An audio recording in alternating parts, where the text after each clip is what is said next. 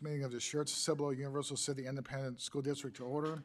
Let the record show that quorum of board members is present, that this meeting has been duly called, and the notice of this meeting has been posted in accordance with the Texas Open Meetings Act, Texas Government Code, Chapter 551. The time is 6 p.m. Roll call, please. All board members are present. Thank you, Ms. Priscilla. I appreciate it. Our first item is pledges of allegiance, and we're going to have an introduction from student representatives. They're going to lead our pledges. Ms. Maloney. Thank you, President Finley. And tonight we have the Patriots and the Grizzlies in the house. We have Georgie Bogdanov, a fourth grader from Norma Pasco Elementary, with his principal, Miss Allison Miller, and Zoe Amatad, a fourth grader from Green Valley Elementary, with Miss Trina Simmons, her principal. So we'll turn it over to them. Good evening, President Finley, Superintendent Maloney, and members of the board. I am Trina Simmons, the proud principal of Green Valley Elementary School. It is my pleasure to introduce our outstanding student representative, Zoe Amatad, a fourth grader. Zoe embodies kindness, compassion, and a strong sense of justice. She's a true advocate for her friends, loves helping others, and actively participates in community service alongside her mother. Zoe exemplifies many of the traits of a SCUC learner, particularly in how she thinks critically and contributes to her community. As a curious and experimental learner, she enjoys conducting experiments and testing hypotheses, demonstrating her critical thinking skills. Additionally, her love for sharing facts about history, science, and nature highlights her engagement in meaningful learning and her desire to inspire others through knowledge. Her favorite subject is science, and she enjoys singing, piano, reading, art, gymnastics, and swimming. Zoe is joined by her parents, James and Juan Omatad. Will you please stand and be recognized?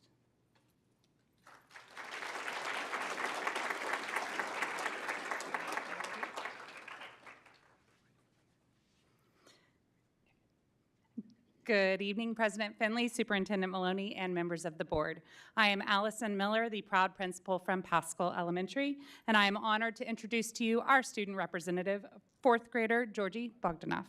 He has attended Pascal Elementary since pre-kindergarten, and he has all A's and is enjoying our chess club.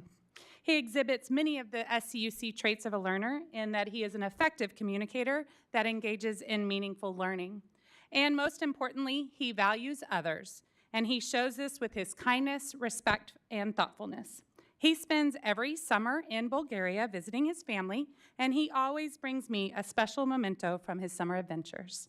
His favorite subject is math, and in his free time, he enjoys playing soccer on his team, the Lion Kings. He likes to play defense. And in the future, he hopes to become an engineer. He is joined this evening by his mom, Miss Bogdanova, and if you will please stand and be recognized.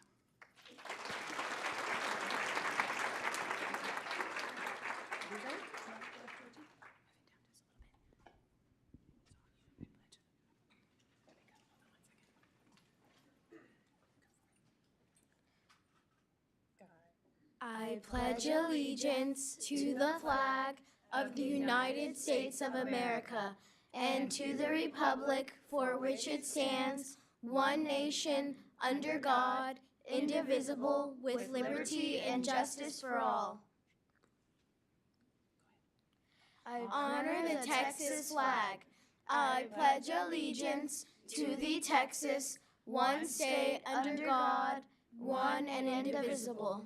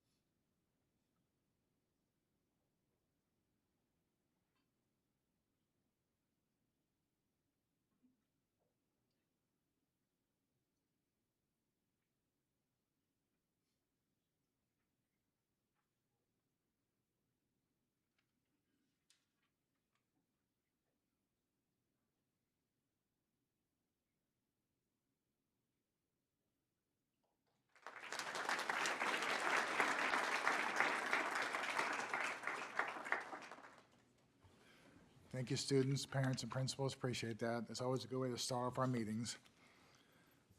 Well, I'm up next with President's Welcome. So welcome y'all for coming to our November meeting. We have a pretty good agenda. Hope everybody's ready for Thanksgiving. Unfortunately, I'm not, so I'll be spending the weekend doing that. So hopefully the parents are ready for our kids to come home to y'all for a week. I know the teachers are ready for a week's break. So you can imagine, I know staff is ready for that too. So if y'all travel anywhere, please be safe. And we everybody get back in one piece and enjoy your weekend or enjoy your week off and Thanksgiving with family and friends. So with that, we're going to start with our business tonight. Our first item is going to be Vice President's resuscitation of district call to action and learner outcomes. Vice President Letitia Seaver. SCUCISD call to action. Through high-quality and student-centered learning experiences, students will leave SCUC confident, empowered, and prepared with the skills to pursue their individual passions. SCUCISD learner outcomes. Every student will graduate or transition with the 1, adaptability, problem-solving, and social skills needed to independently function as appropriate for their future endeavors. 2, understanding of their greatest asset and how they can contribute to industry, society, and their community. 3, appropriate understanding and application of professional and personal communication skills, including verbal and written expression. And 4, skills to achieve their personal, academic, military, and career potential. Thank you, Ms. Seaver. Our next item will be the board's I never get that word right, recitation of district commitments to excellence. And we'll start with Mr. Perkins this time.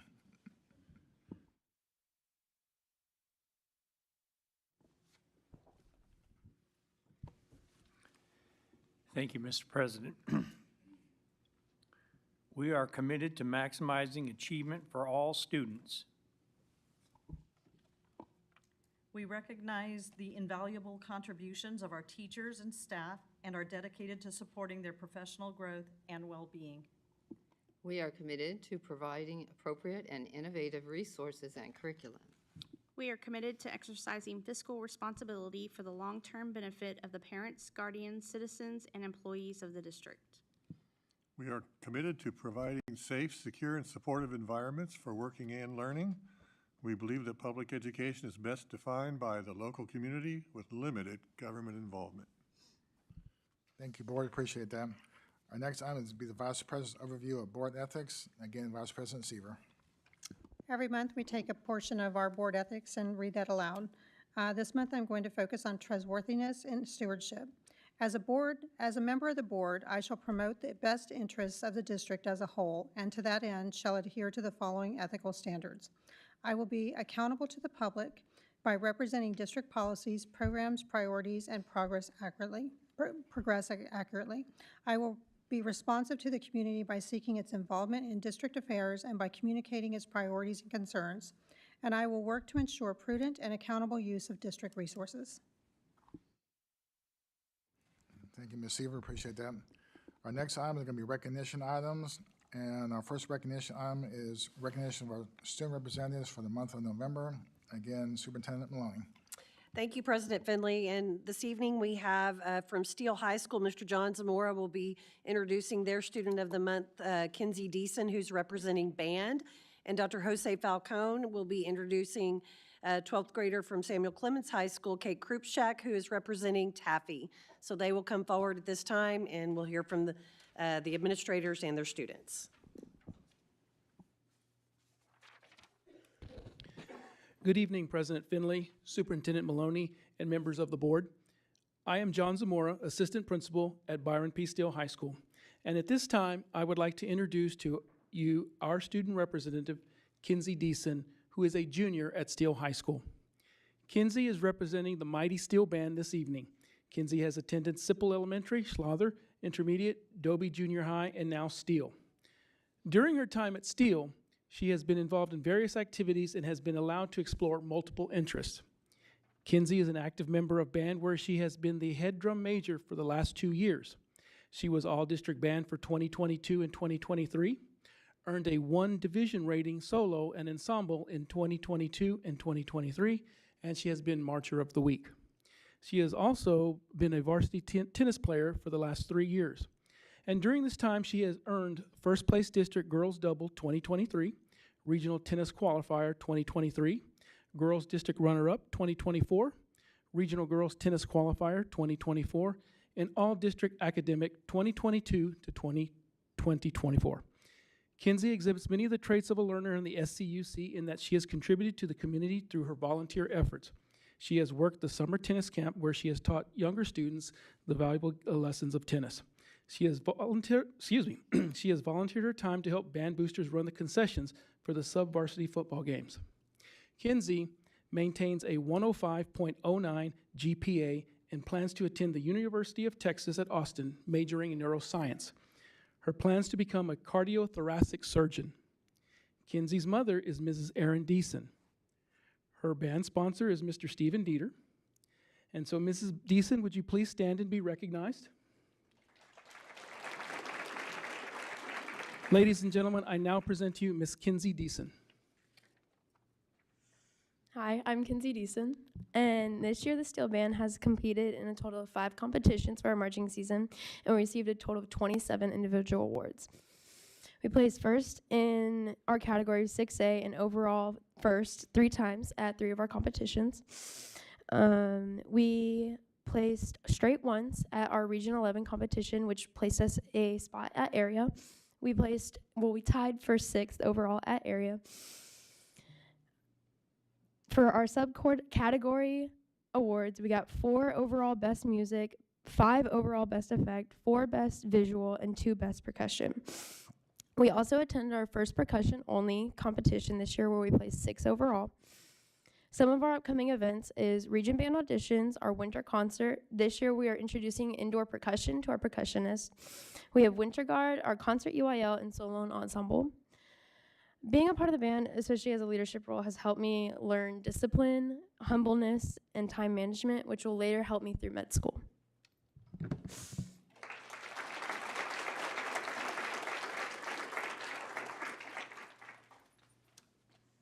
All right. Good evening, President Finley, Superintendent Maloney, and members of the board. I'm Jose Falcon, Associate Principal at Samuel Clemens High School. I would like to introduce our Texas Association of Future Educators, TAFE, student representative, Kate Krupczak, who is in her senior year at Samuel Clemens High School. Kate was selected as the student representative for her dedication and achievement in the TAFE organization. Kate has been a devoted student in TAFE for the last 2 years, as well as a student in the Ready, Set, Teach program. She attended Watts Elementary, Jordan Intermediate, and Corbin Middle School before Samuel Clemens High School. At Clemens, she has been actively involved in NHS, yearbook, as well as being senior class president. After graduation, Kate plans to attend, Texas State University, eat 'em up cats, to pursue a degree in education. Kate is joined tonight by her parents, Julie and Edward Krupczak, as well as her RST teachers and TAFE advisors, Mrs. Frisbee and Mrs. Wolf. Please stand and be recognized.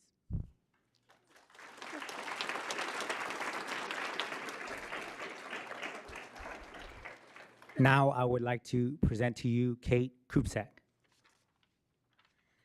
Good evening, Ms. Maloney, President Finley, and other board members. I'm currently a senior at Samuel Clemens High School. My name is Kate Krupczak, where I serve as senior class president, editor-chief of the Stampede Yearbook publication, and TAFE president, also known as the Texas Association of Future Educators.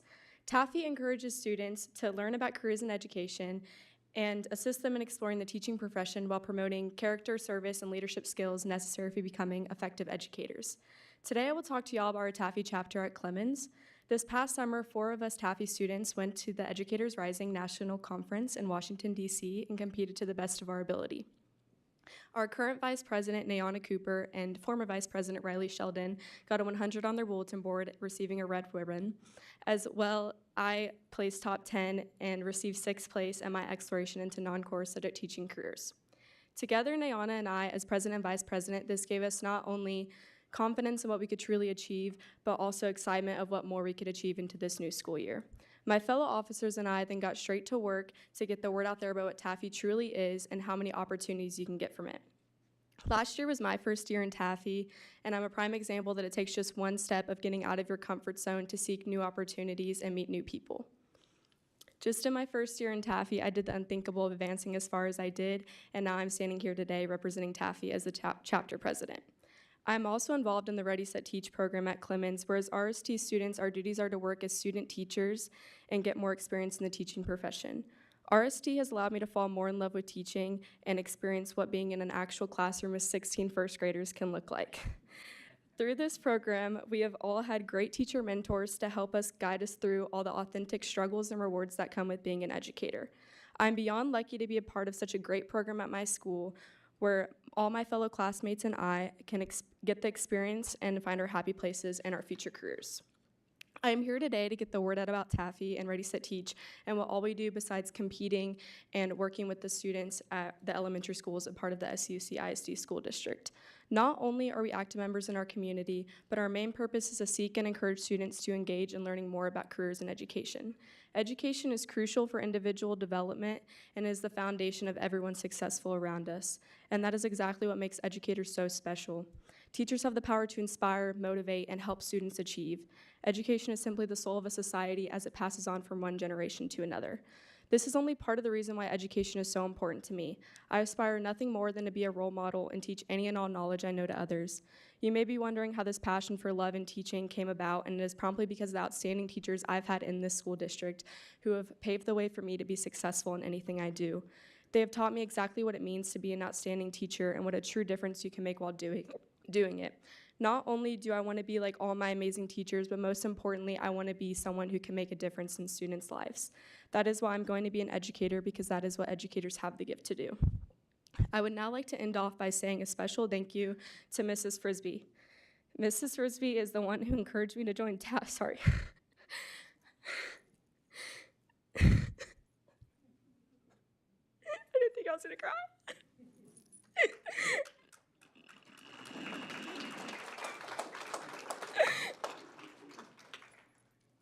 She encouraged me to join Taffy and Ready, Set, Teach, and is always, okay, I'm sorry.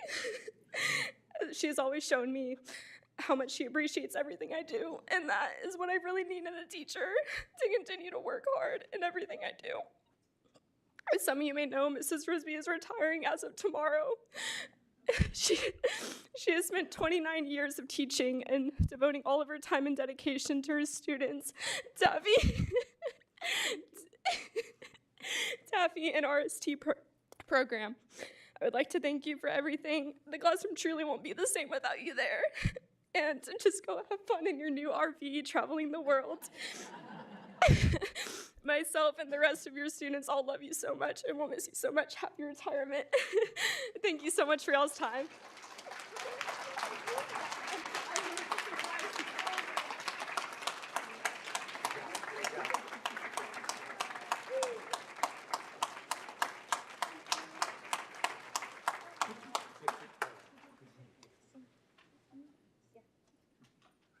Oh gosh, a picture? Yeah, sorry.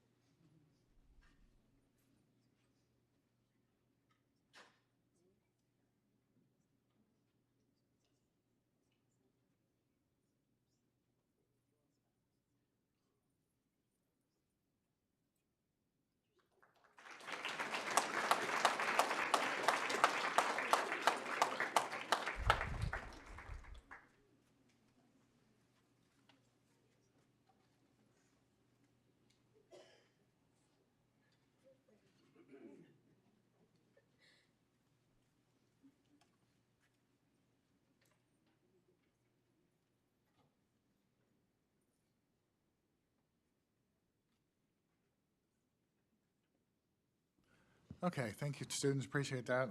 Good luck to both of them, and thank you to our principals. Our next item will be student recognitions. And that's going to be our Director of Student Services, Daryl Window, is going to run that show for us. Thank you. Go ahead and run. Good evening, President Finley, Ms. Maloney, members of the board, and parents. This evening, we are privileged to acknowledge the accomplishments of some of our students for Samuel Clemens High School. These students with us have earned acclaim at the national and state levels and are being recognized as either state champions, bronze, silver, or gold medalists, AP scholars with distinction, AP scholars with honor, or National Merit Scholars. There are also some students that have received some individual awards through the AP program. We're excited for these students and grateful for their commitment and dedication to excellence in their academic achievements. Parents and families, we thank you for your support of these amazing students. We ask that everyone here please hold their applause until all students in the award categories are celebrated. Our first group being recognized this evening is the Samuel High School State Champion AP Environmental Science STEM students. Here to introduce them is their sponsor, Casey Debney. Howdy and good evening, board. Thank you so much.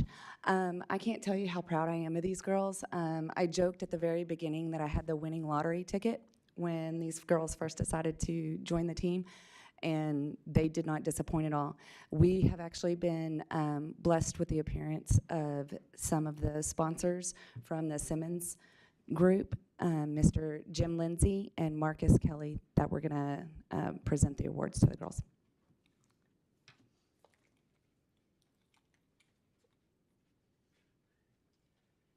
Thank you, Ms. Debney. President Finley, Superintendent Maloney, and distinguished board. My name is Jim Lindsay. I'm the Senior Director for Educational Partnerships with Siemens.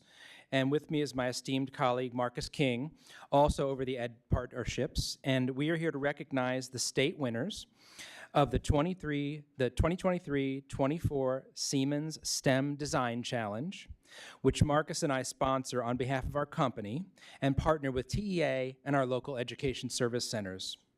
We seek, through our business to society model, to enable Texas schools to graduate more energy and engineering curious students. The Clemens STEM girls observed what they found to be a grave producer of waste in their school. Uneven food containers, other cafeteria waste, which sparked an idea for innovation. 40 bags of trash produced daily at their school scaled to 9,840 bags of trash produced only in 6A high schools alone across Texas. They mobilized with a lesson plan structure for elementary school students to power forward the importance of an economy of use for young learners, as well as a product and catalog for administration and improved cafeteria waste management and budget control. My congratulations goes to these 4 young leaders and soon-to-be engineers. Eleanor Forsberg, Addison Lacey, Sarah Johnson, and Anila Clark. And we have to take a moment to acknowledge their teacher, Casey Debney, who guided the team to the successful achievement. Oh, I forgot to tell you, we're awarding them $5,000 scholarships. Thank you all, and thank you, SCU CISD, for sharing this experience with Siemens.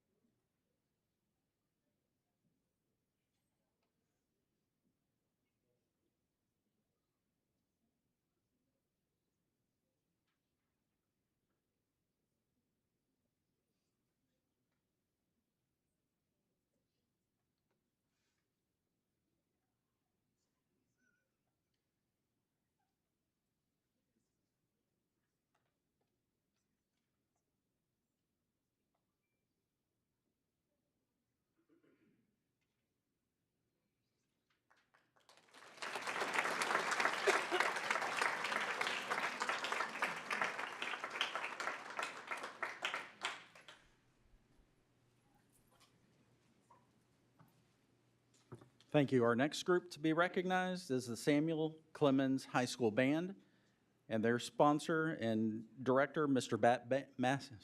Matt Baining, is here to present. All right, good evening. These students are among the best musicians at Clemens High School, and to qualify for this event, ensemble members have to earn a first division rating on their ensemble at the region level first. Soloists have to memorize a class 1 solo, which is the highest difficulty level, and perform it memorized with a piano accompanist and earn a first division in order to qualify. So it's an honor just to go to this event, but these students earned medals at State Salon Ensemble last May. The first division on an ensemble at this earns a bronze medal. A second division rating on a solo earns a silver medal, and a first division rating earns a gold medal. So these are all our medalists from Clemens High School. First one up is Daniela Anderson. She's earned a gold medal and a bronze medal.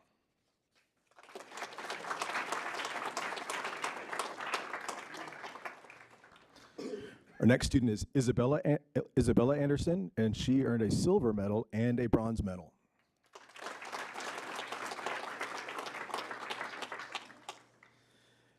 Next is Dakota Bedell. Dakota earned a silver medal.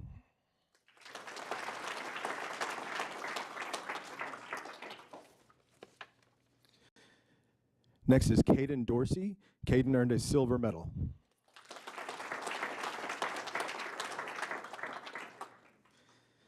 Next is Isaac Goddardy. Isaac earned a bronze medal.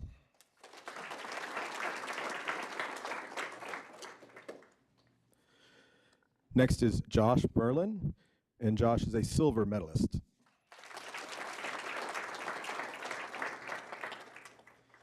And last but not least, we have Abigail Smith, our only twirling entry, and she's a gold medalist.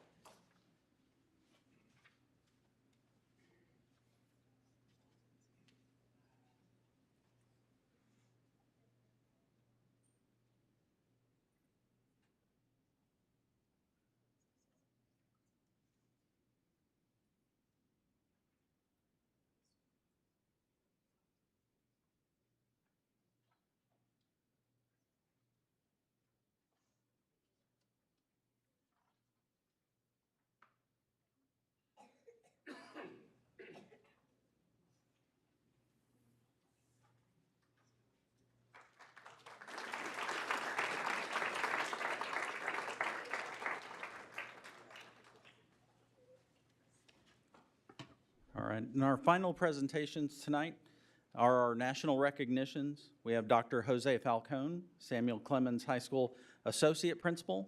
He will tell us about each of the recognitions under the AP program.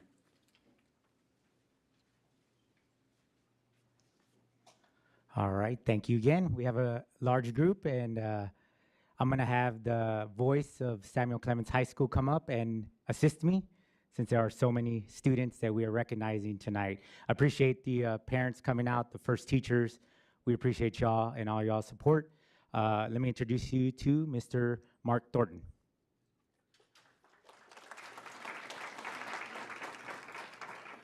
Thank you. The AP Scholar Award is awarded by the College Board to students who score 3 or higher on 3 or more AP exams. I'd like to welcome Samuel Clemens High School AP Scholars: Kylie Adams, Eleanor Forsberg, Magnolia Jensen, Emma Jenkins, Jackson Martin, Addison May, Tristan Trejo, Michael Byerly, Michael Blumhoff, Allison Baining, Haley Boisenalt, Sonny Bunrosto, Olivia Bushman, Jocelyn Sereno, Casey Cobb, Callista Dawkins, Caroline Dickens, Joshua Dvorak, Omar Esquivel, Santana Esquivel, Taylor Frederick, Ella Frost, Joaquin Galarza, Ryan Gates, Isaac Gottardi, Andrew Hunt, Laura Hune, Alex Kolodziejski, Spencer Mann, Carly Mayer, Christina Peniagua, Tommy Peck, Alyssa Quant, Isaiah Rodriguez, Caleb Segalis, Sabrina Taipul, Zachary Timon, Gabriel Torres, Nazarid Subera, Lily Walker, Ryan Winters.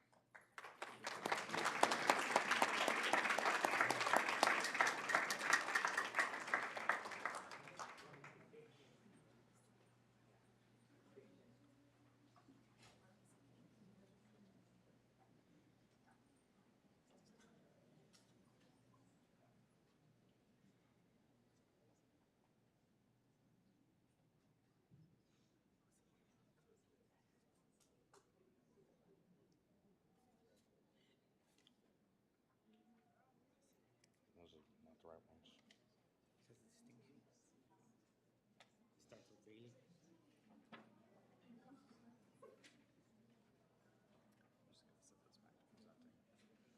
Am I touching the thing? Oh, okay. Should start.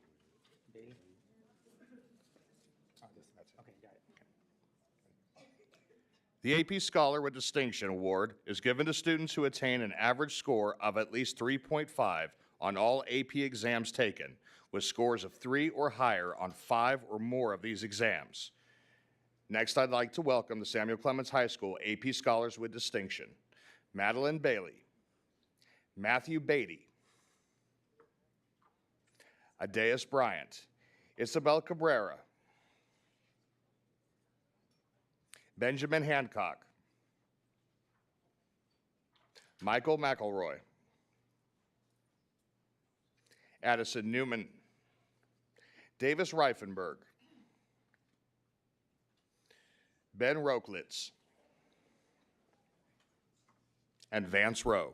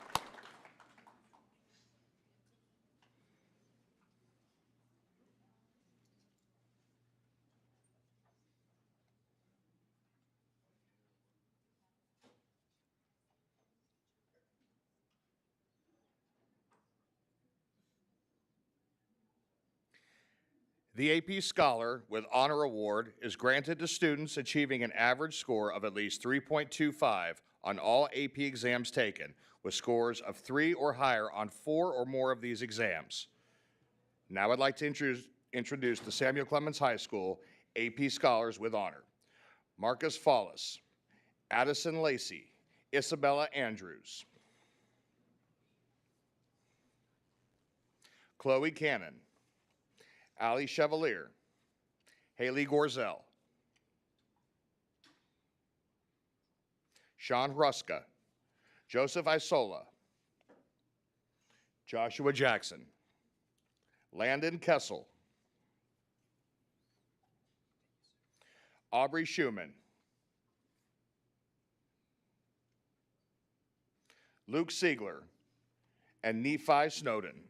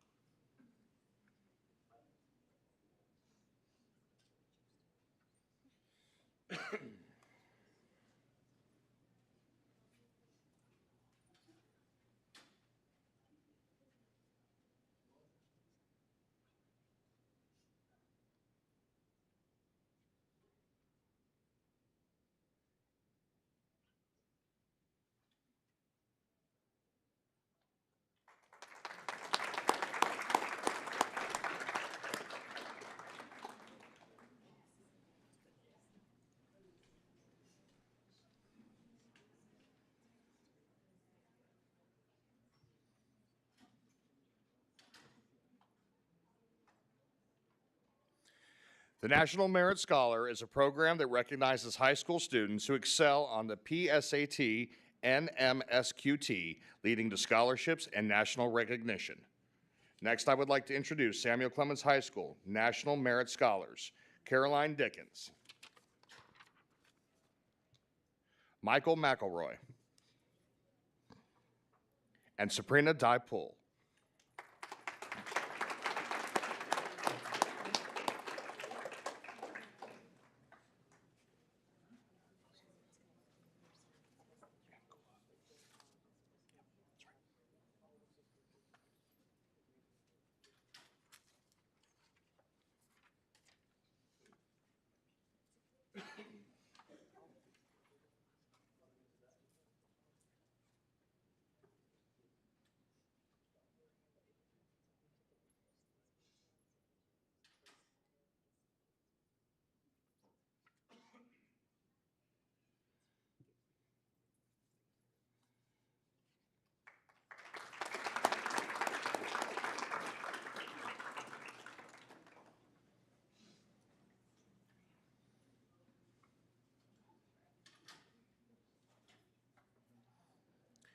The National African American Recognition Award is part of College Board's national recognition programs, honoring academically outstanding African American students. Next, I would like to introduce Samuel Clemens High School National African American Recognition Awards. Ian Angula, Luke Bimslauger, Adeus Bryant, Olivia Bushman, Christy Corbin, Layla Gordon, Andrew Hunt, Joshua Jackson, Jackson Martin, Justin McDuffie, Stefan Nazarim, Nathaniel Rivera, and Xavier Williams.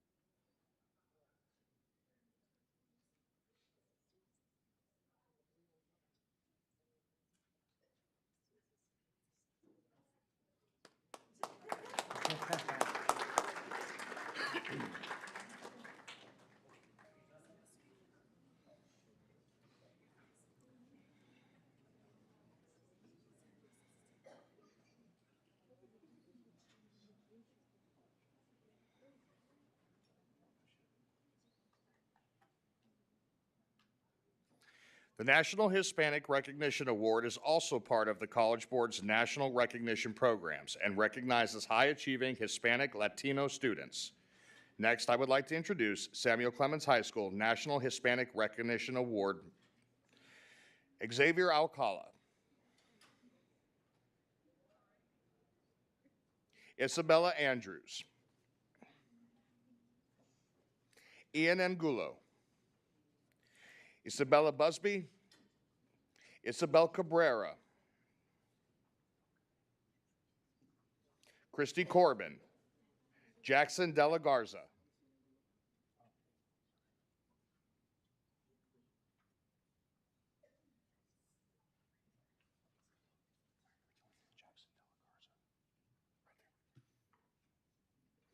Carlos Diaz, Maya Diaz, Santana Esquivel, Omar Esquivel, Joaquin Galarza, Layla Gordon, Isaac Gotardi, Asia Herzing, James Hoffer, Humberto Iniguez, Hannah Jacobson, Joseph Isola, Jackson Martin, Franklin Mead, Robert Mitchell, Rocco Monteverde, Naja Otero, Diego Pastrano, Davis Reifenberg, Nathaniel Rivera, Isaias Rodriguez, Alyssa Quant, Minerva Serrato. Which one? Olivia Stock, Gabriel Torres, Tristan Trejo, Sofia Valencia, and Lillian West.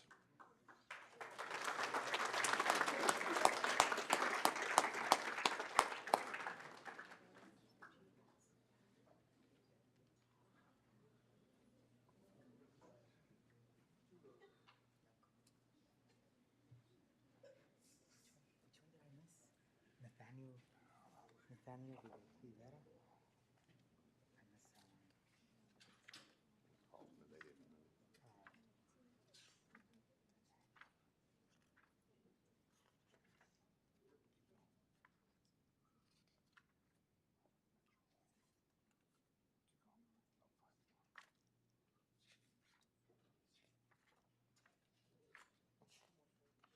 Rivera. Where is he?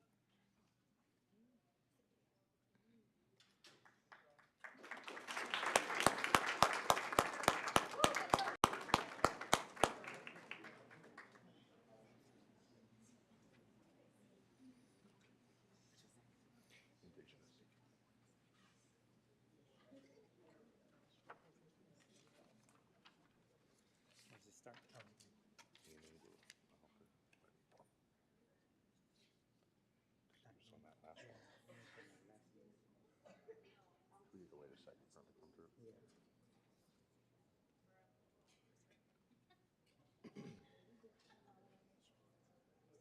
I can hit him on the backside.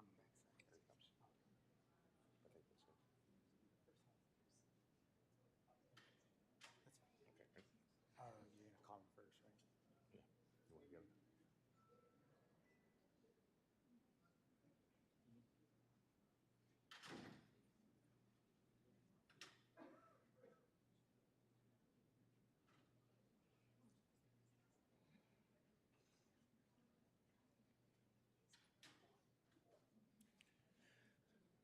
The National Indigenous Award is an award that celebrates the academic achievements of Indigenous Native American students through the College Board's national recognition programs.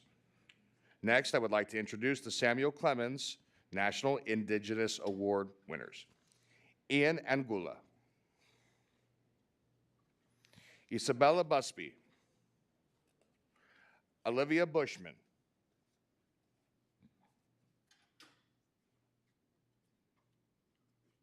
Malaya DeCambra,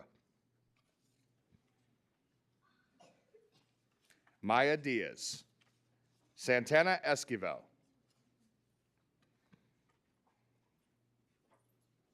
Layla Gordon, Isaac Gotardi,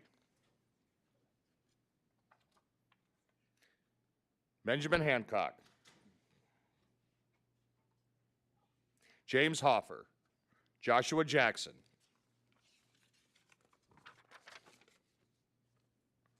Jackson Martin,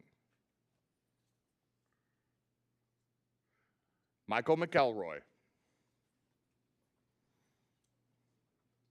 Rocco Monteverde, Hunter Ogle, Sean Paulson, Jula Prasatsin, Gabriel Torres, Tristan Trejo, and Hannah Urbina.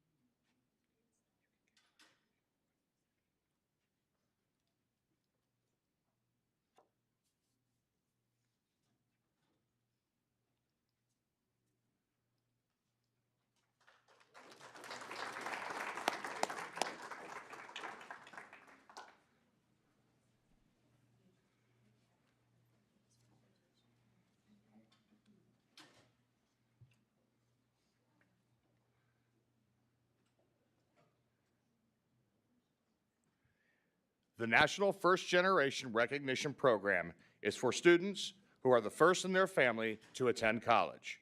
Next, I would like to introduce Samuel Clemens High School National First Generation Recognition Program students.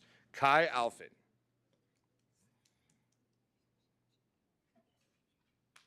Anella Clark, Olivia Bushman, Isabel Cabrera,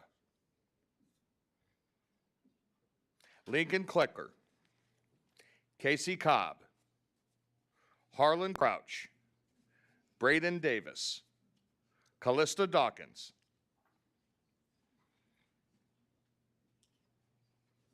Omar Esquivel, Taylor Frederick, Ryan Gates, Haley Gorzel, Asia Herzing, Magnolia Jansen, Emma Jenkins, Franklin Mead, Arden Middleton, Rocco Monteverde, Carly Moy, Riley Mullins, Vance Rowe, Cadence Russell, Aubrey Schumann,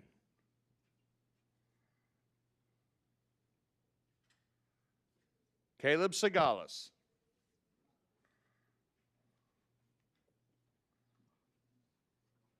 and Sabrina Typool.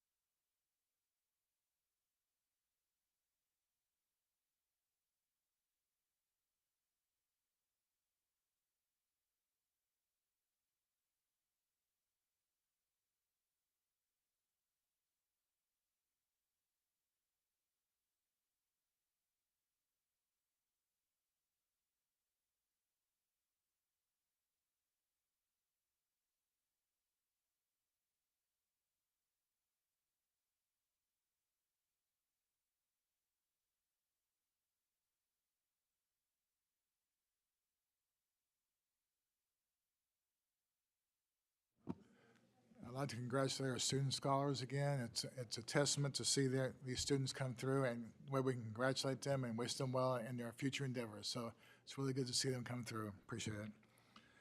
Our next item is recognition of Support Professional Education Educators Day, which was November 20th, and Executive Director of HR, Cindy Ward. It's hard following the voice of Clemens, but here we go. We want to celebrate our National Educational Support Professionals Day. Every year, this happens during the Wednesday of American Education Week, and this year it fell on November 20th.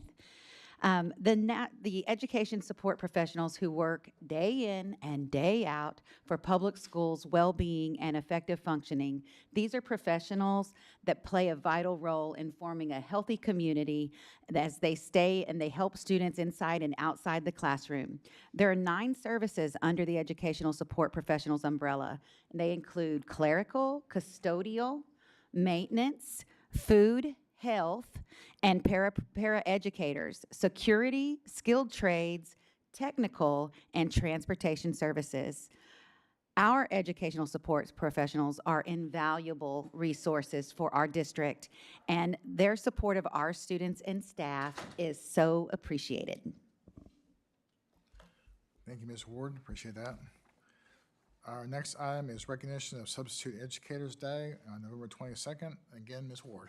Super excited about this day, and I got to see our ESS staff partnerships getting ready with all the goodies to take out. And tomorrow is Substitute Educators Day, November 22nd, 2024. This day honors our substitutes who make a significant contribution to the overall success of our school program. Our substitute educators are an invaluable resource for our district, and their support of our students and staff is so appreciated. Thank you. I'd like to thank our professional educators and also our substitute personnel, because without them, we don't have any reason to be here. Absolutely. I'll get you some pictures and transmittal. Very good. Thank you. Our next item is Curriculum Celebration Awareness. And Director of Curriculum, Serena Georges-Penny, is going to recognition of Native American Heritage Month and recognition of Veterans Day. Good evening, President Finley, Mrs. Maloney, and members of the board. This November, we proudly celebrate Native American Heritage Month, a time to honor the culture, traditions, and history of America's Native people. Established in 1990 by President George H.W. Bush, this observance began as National American Indian Heritage Month and continues today as a celebration of the rich cultural diversity and profound contributions of Native Americans to the foundation and growth of our nation. Throughout this month, we recognize the resilience and enduring influence of Native American communities whose heritage enriches our shared history and inspires future generations. In addition, we also recognize Veterans Day. Veterans Day is a meaningful opportunity for our district to honor and express gratitude to those who have served in the armed forces. Across our campuses, ceremonies and events celebrate the veterans in our community and highlight their sacrifices and contributions. In our district, 5,117 students, that's about 34% of our total enrollment, are military connected. This includes active duty civilians on federal property, National Guard, reserves, veterans, and retired veterans. We are proud to support these families and recognize the unique needs that they face. Additionally, as you heard last month, 11 of our campuses have earned the prestigious TEA Purple Star designation, an initiative established in 2019 by the 86th Texas Legislature. This designation identifies schools that demonstrate exceptional support for military families. To achieve this, campuses must submit a rigorous application, and then the designation is valid for 2 years. On behalf of the district, we extend our heartfelt thanks to all veterans for their service, sacrifice, and unwavering commitment to our nation. Thank you. As a veteran, I thank you very much for the recognition. And I know Mr. Perkins feels the same way. He's also a veteran. So thank you for the recognition. We would do it again tomorrow, today, whatever it takes to support our country and defend our country and our freedoms. So thank you very much. Next item is public comments. Give me a second.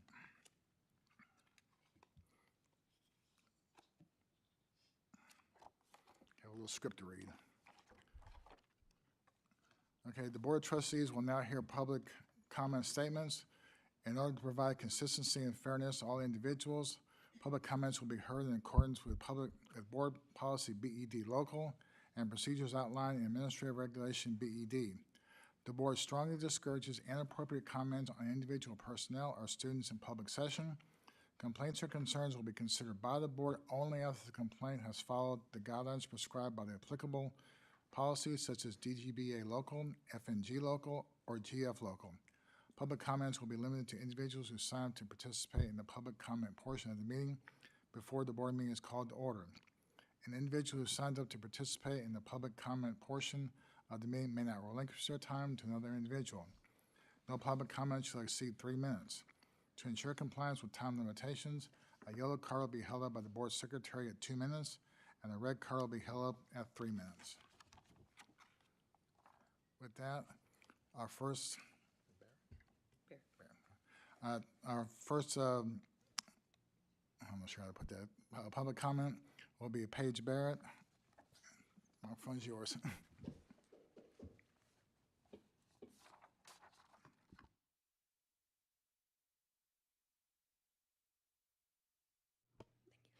Hi, Miss Maloney, I first have a question. I was on the phone with you and you told me I had 5 minutes, so my speech is 4 minutes and 30 seconds. Is that okay?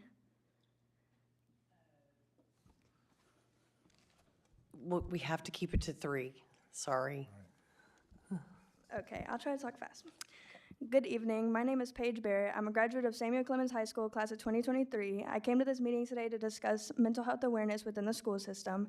As a future teacher, this topic is very important to me. Also, as a student who has recently experienced the impact of the lack of help, or at least lack of communication of help, there needs to be a change.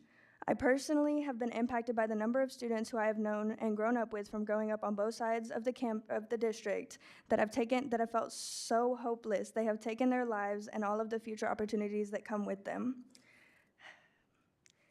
These kids spend more time with teachers, admin, coaches, etc., more than their own parents most of the time. There needs to be some type of comfort with at least one person in the school for a student to go to.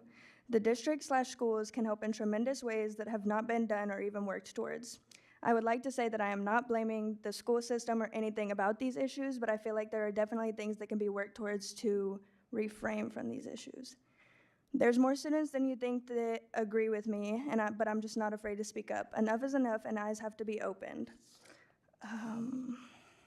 Turning at least one person's life around to remind them that they matter and they have a future ahead of them is a major accomplishment. A student from Steele High School, class of 2022, said, "I feel like the schools just don't talk about mental health unless they have to, and when they do, it's just standardized stuff with little to no explanation. There's nothing I could agree with more." This has been a growing issue in the district since 1989. Melody Guzman, a graduate of Steele High School in 2024, said during my sophomore to junior year, they had mental health Mondays, but did not talk about anything during that period. She said that all that was done was being held in their classrooms during nighttime and being told they couldn't leave because it was Mental Health Monday, yet nothing was advocated for it. This was around the time that many students from Steele were losing their lives to suicide. What can be done, or what do you expect being held in a classroom with no communication to do? Kirsten Milburn from Samuel Clemens High School, currently at Allison Steele High School, said, "I feel like teachers need to advocate more for mental health awareness because we as students can sometimes be scared or think we're putting ourselves in a vulnerable situation. I feel like suicide has also become one of the most joked about things when it should not be. Also, given the fact that many mental health issues stem from bullying, many things can be done about this. Bullying used to be taken so seriously, but as time has passed, it has slowly slipped away." These are the names of students I have personally known within the district, as well as a friend of family who is a part of the district growing up, who have lost their lives to suicide. My condolences continue to go out to these students' families, as well as students who I do not name. Cameron Bryce Sell, Thurston Bertrand, Toby Lawson, Isaiah Guzman, Amaya Myrick, Avery Matherin, and Dana Adir. Thank you.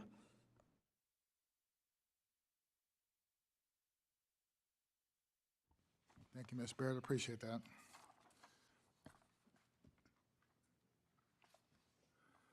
Our next public comment will be Reverend Sayanda Casey. Did I say that right? Probably not. Here we go. Thank you.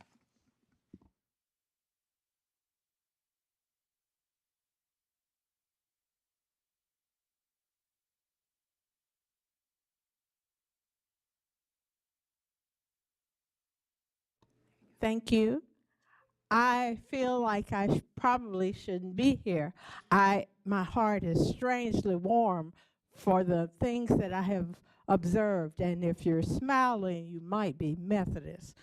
But anyway, I want to come before you as a citizen and not a parent. I have one adult daughter that graduated from Clemens High School. She attended Wiederstein and then Dobie, and she has a degree from Sam Houston State. I have two grands. I am a student and graduate from Perkins School of Theology in Oblate. I'm an Air Force vet. I was born in Selma, Alabama. I come to you today because the other day, while watching the news, I understand that there is something on the horizon that you may be considering or will be considering in the future, and that is the possible implementation of the Bluebonnet curriculum being taught from kindergarten to the 5th grade. As a Christian, and I am an ordained Methodist minister who has pastored a church, who has been a youth pastor in a metropolitan area, a program director for inner city schools, for multiracial and multi-income, mainly low-income inner city students that come from multiracial and multi-faith communities. I've been a pastor in a rural setting and a Christian ed director for over 10 years from the local and the conference level. Education is extremely important to me. My stepmother rather, was a principal. I want to speak against the possibility of the state mandating prayer in schools as well as teaching Bible study. I believe that that should be left in the home and in community of faith. As has been displayed here today, we have young people and families in our wonderful community that are from numerous diverse backgrounds, and they should all be honored. While I understand we do hope that mental health issues can be resolved, the faith should be taken care of in the home and our community of faith. And I don't believe the government should be involved. It should be a personal issue. That is all. Yes, I do believe in excellence with gratitude, and you have done a wonderful job. Thank you. Thank you very much. Appreciate it.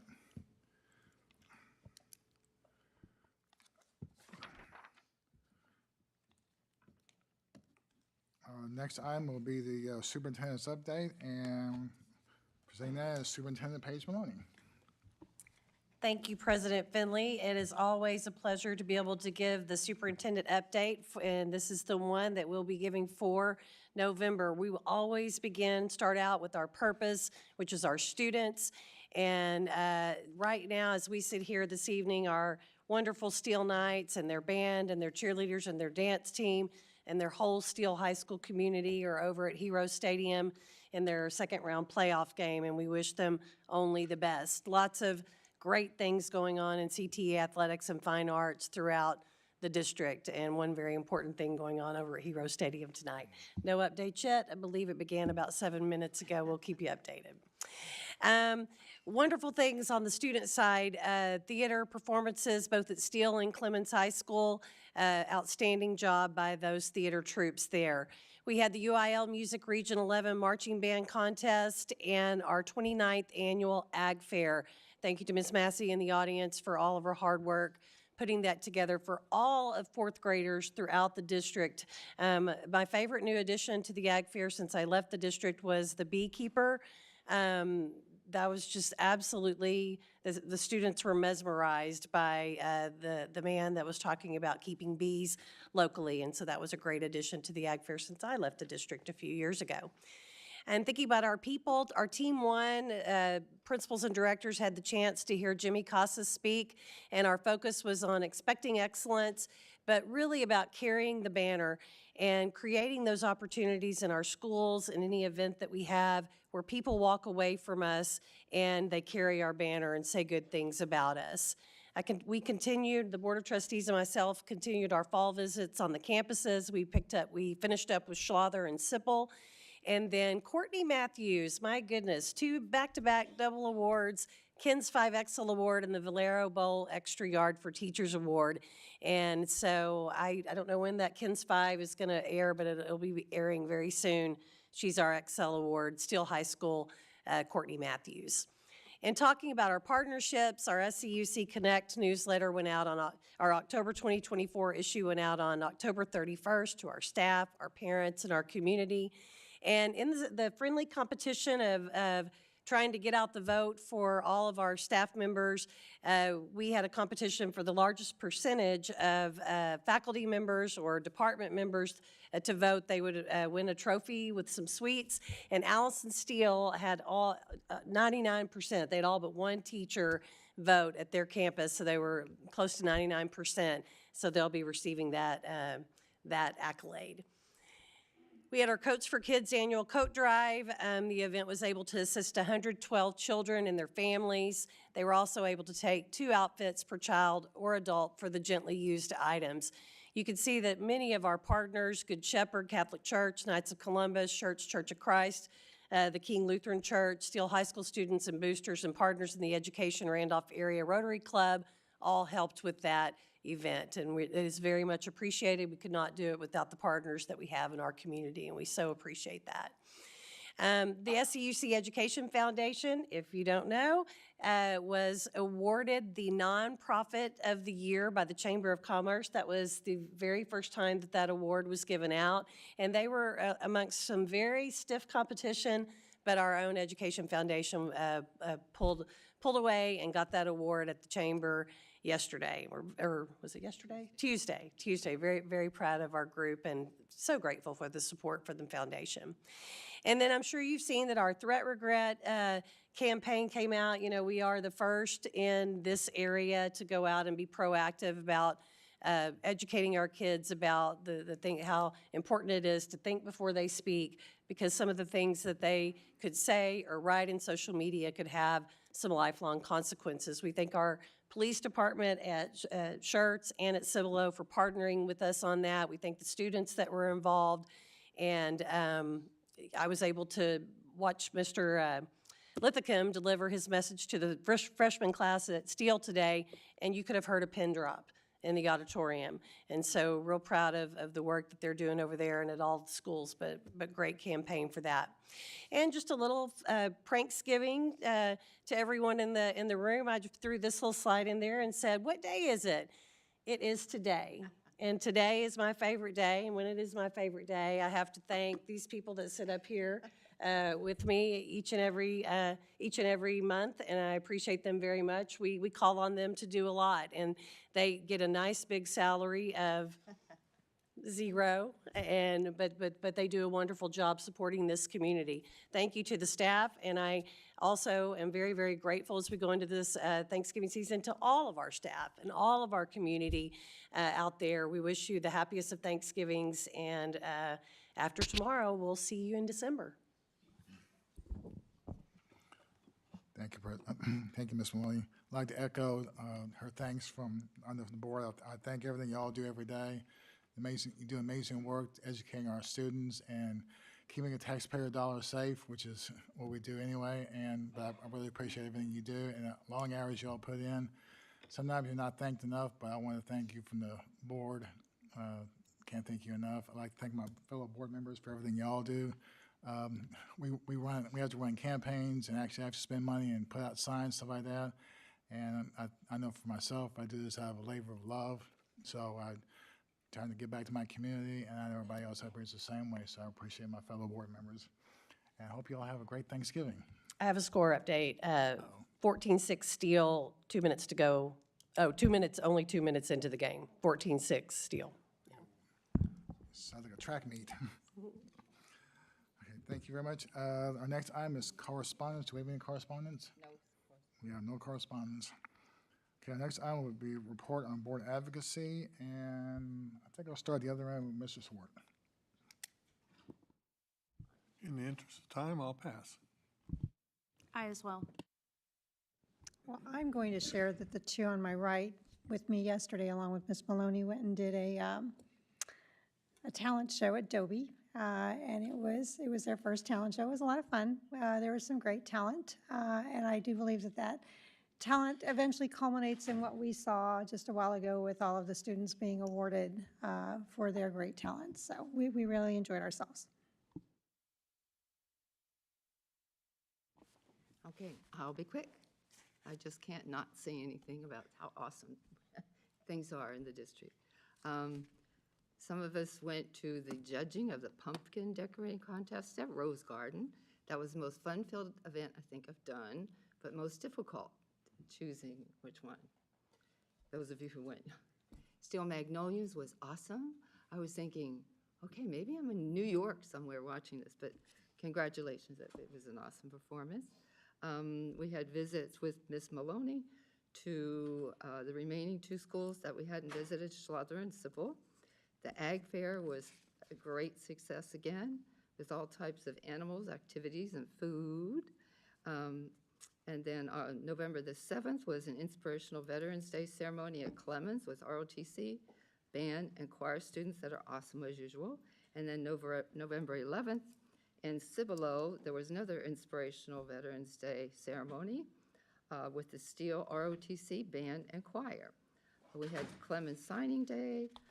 We attended the lunches, 3 lunches a month, our Northeast Partnership Texas Tri-County and Schertz Chamber, and we're all very interested in that. As the board member who's appointed to attend and work with the CTE, Career and Technical Education Committee, I attended that, hosted by Miss Massey, and we had awesome food by the Steel culinary people and students.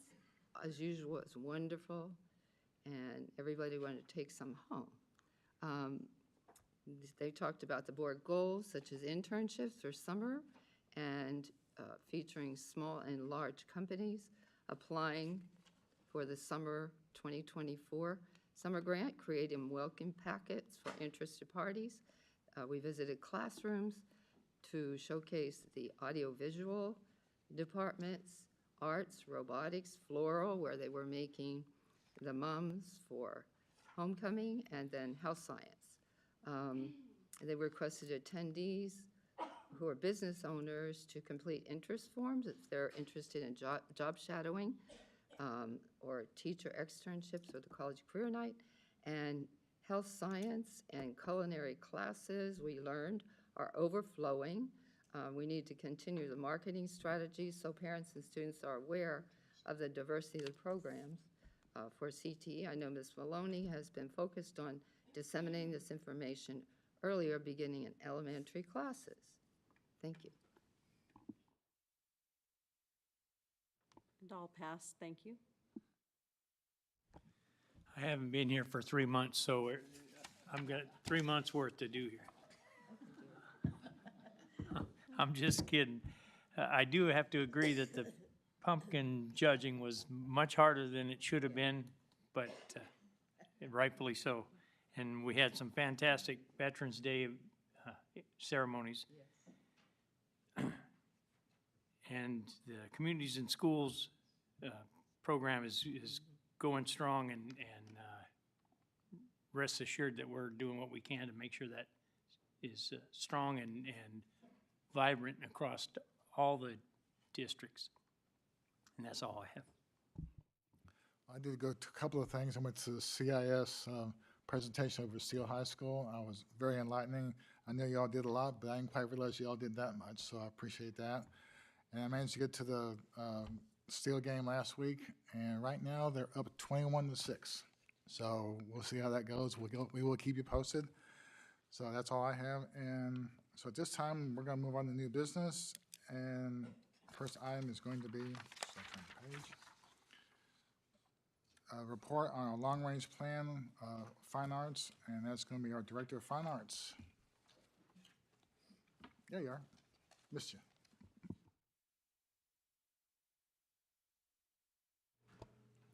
All right. Good evening. Thank you so much, President Finley, Superintendent Maloney, members of the board, esteemed colleagues in the room, and to anyone who might be watching this. It's such an honor to get to speak to you about the fine arts today.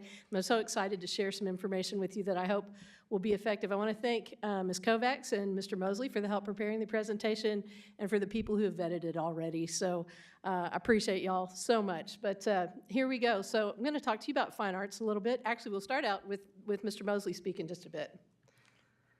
And so thank you, Ms. Bronk. And so just a reminder of the process that we're going through. So you can see the first 2 months grade out there. And so as we go through, we'll kind of gray them out.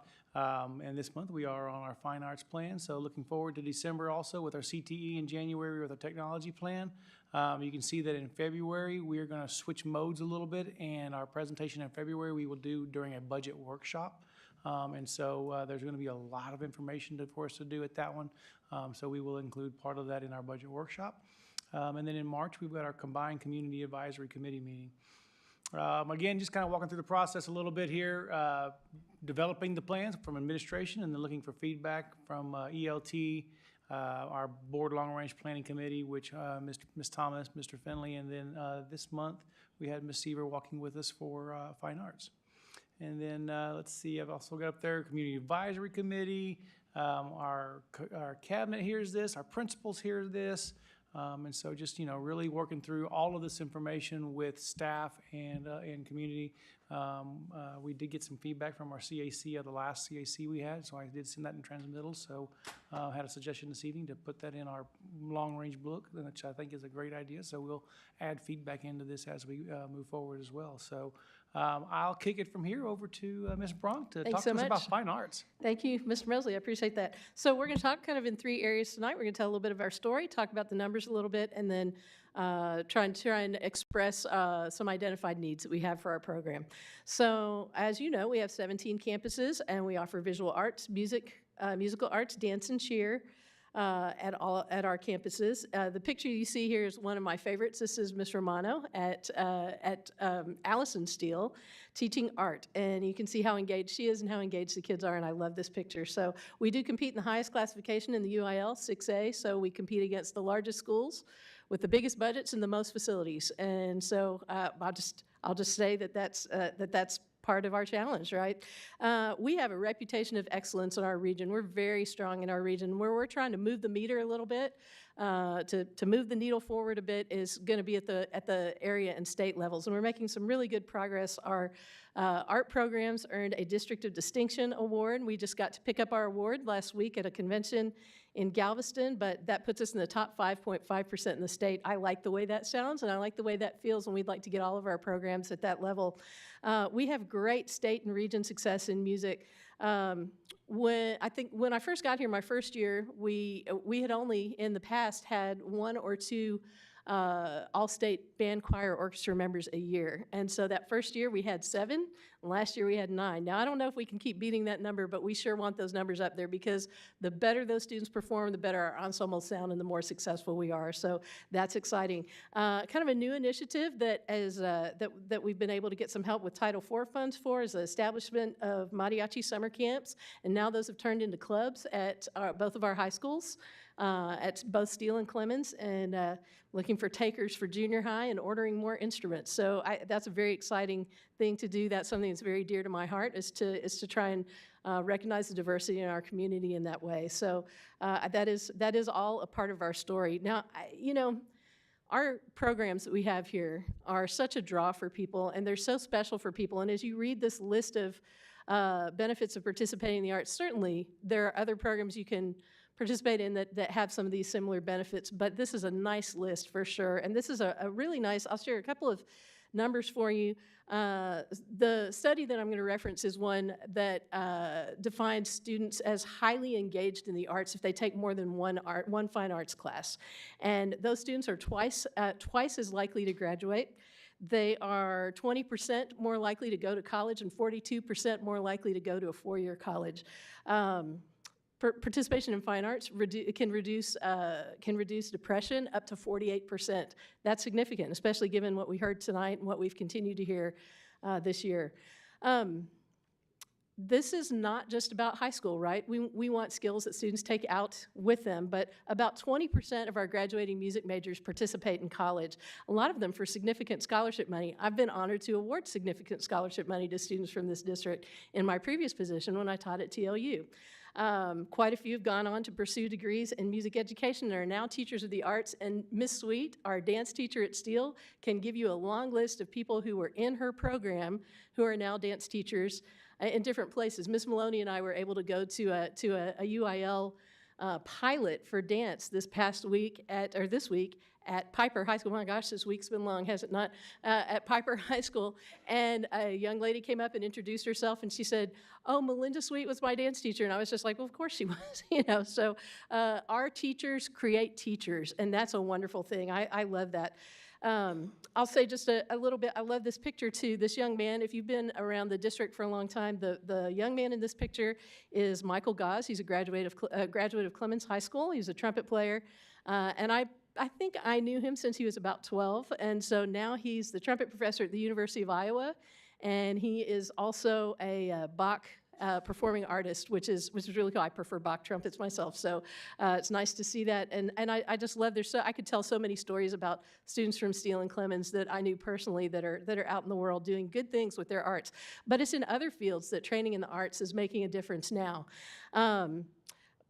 Before I jump to here, you guys know the grumpy guy on Shark Tank, right? O'Leary, right? So he has a really nice series of little shorts where he talks about the fact that he used to pay artists about $20,000 a year to do his creative work.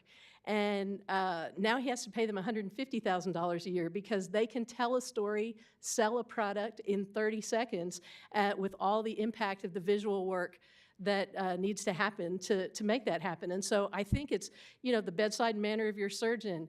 It's the ability to take an idea, a three-dimensional idea, and draw it two-dimensionally that helps you as an engineer, and your experience in the arts helps with all of that. So anyway, I think it's in the other fields that training in the arts is starting to make even more of a difference than just excelling in the arts itself. So where are we? Well, when we put this together, our enrollment was there, as you can see, and so 74% of our students are currently receiving fine arts instruction from one of our 82 fine arts staff.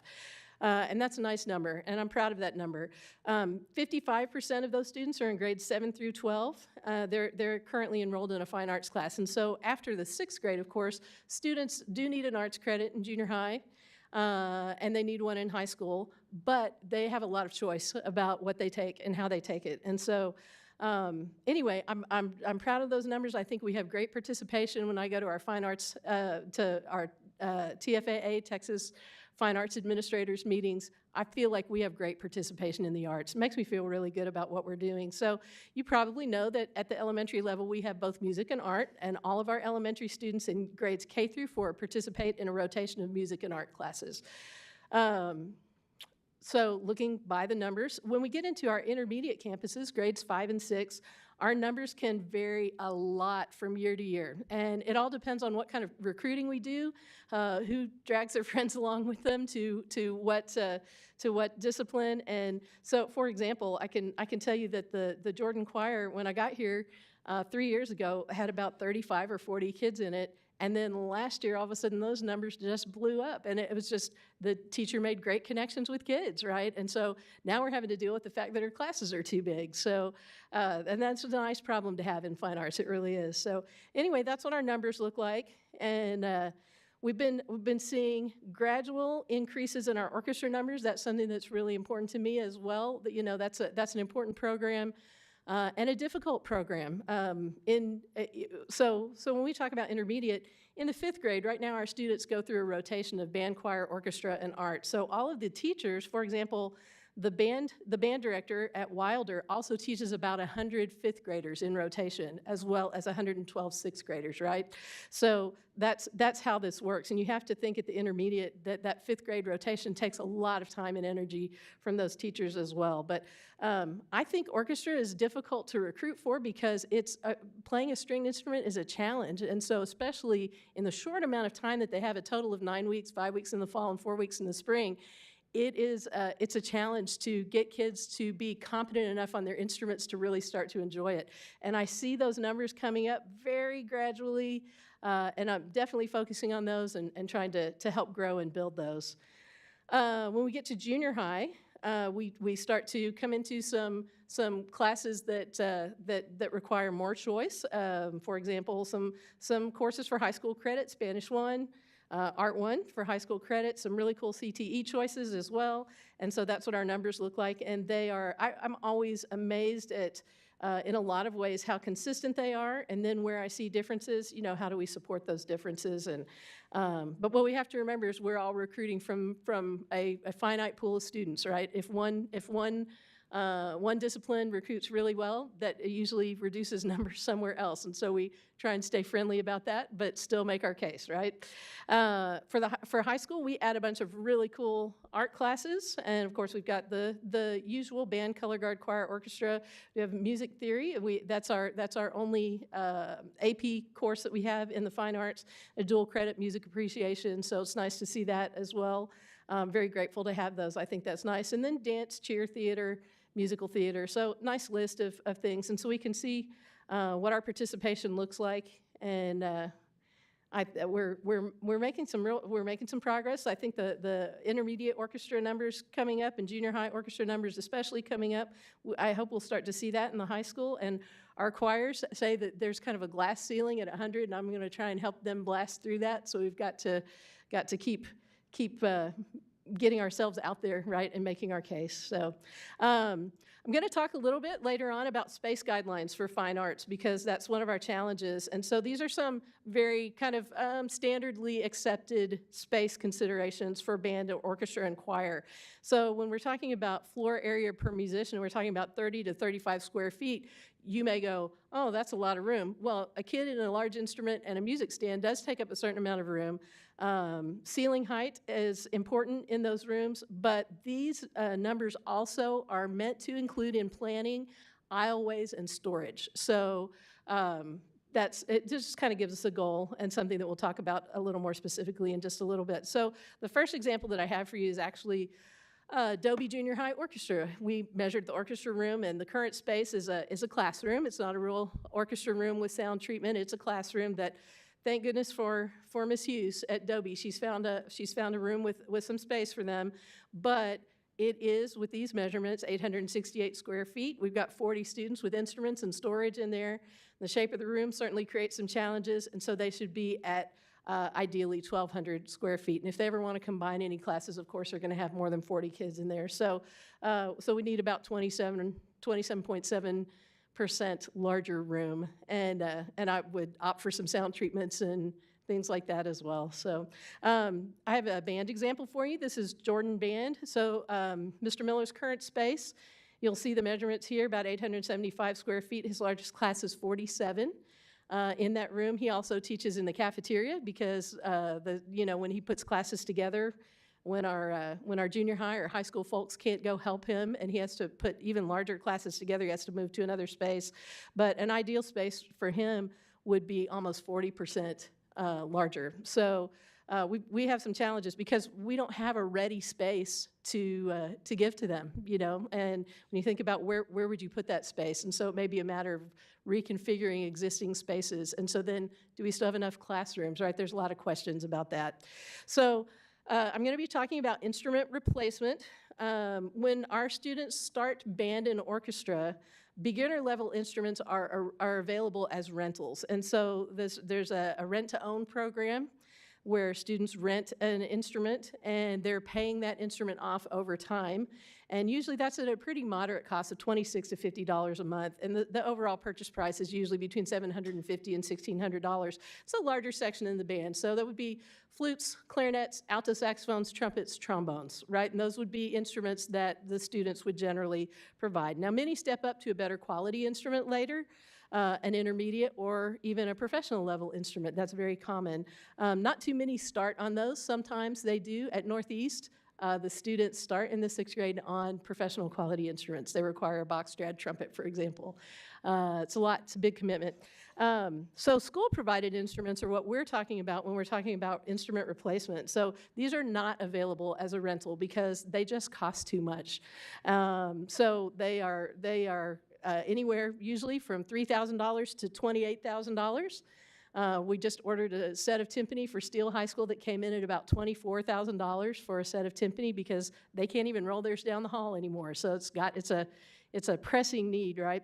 So these might include French horns, euphoniums, tubas. When I say marching brass, realize that the larger brass instruments are different for the fall for marching band than they are for sitting down and playing for in the spring or trying out for contests. And so that's a whole double set of instruments for the high school.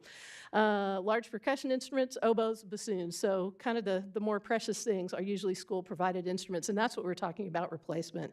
So we've divided this into high school, junior high, intermediate, elementary, and the community experience, all of which are very important to us. And so when we look at the high schools, just going through some identified needs, neither one of our high schools have a tower for marching band rehearsal. This would be an expectation for most people coming in, and we've gotten by without one for a long time. So we've used a lift. Mr. Moy has creatively figured out with maintenance how to have a lift that we use in the fall for Clemens. Then it goes back to maintenance. I need to send that back, by the way. But anyway, so we use those. Those are construction lifts, right, that go up, right? Well, these towers are so much better because they can be 2 or 3 levels and have a level at which listening to balance for percussion, that's the right height to do that from. So we really would love to have those for our programs. And Clemens has a trailer that was donated I think in 2018, so it was donated, it was paid for by the boosters, and it's not in the greatest shape. Mr. Moy found money for us to put about $20,000 into repair to kind of keep it going, but we are sooner rather than later going to need to replace that, and we purchased steels, so it's going to be an expectation, I think, that the district pick that up.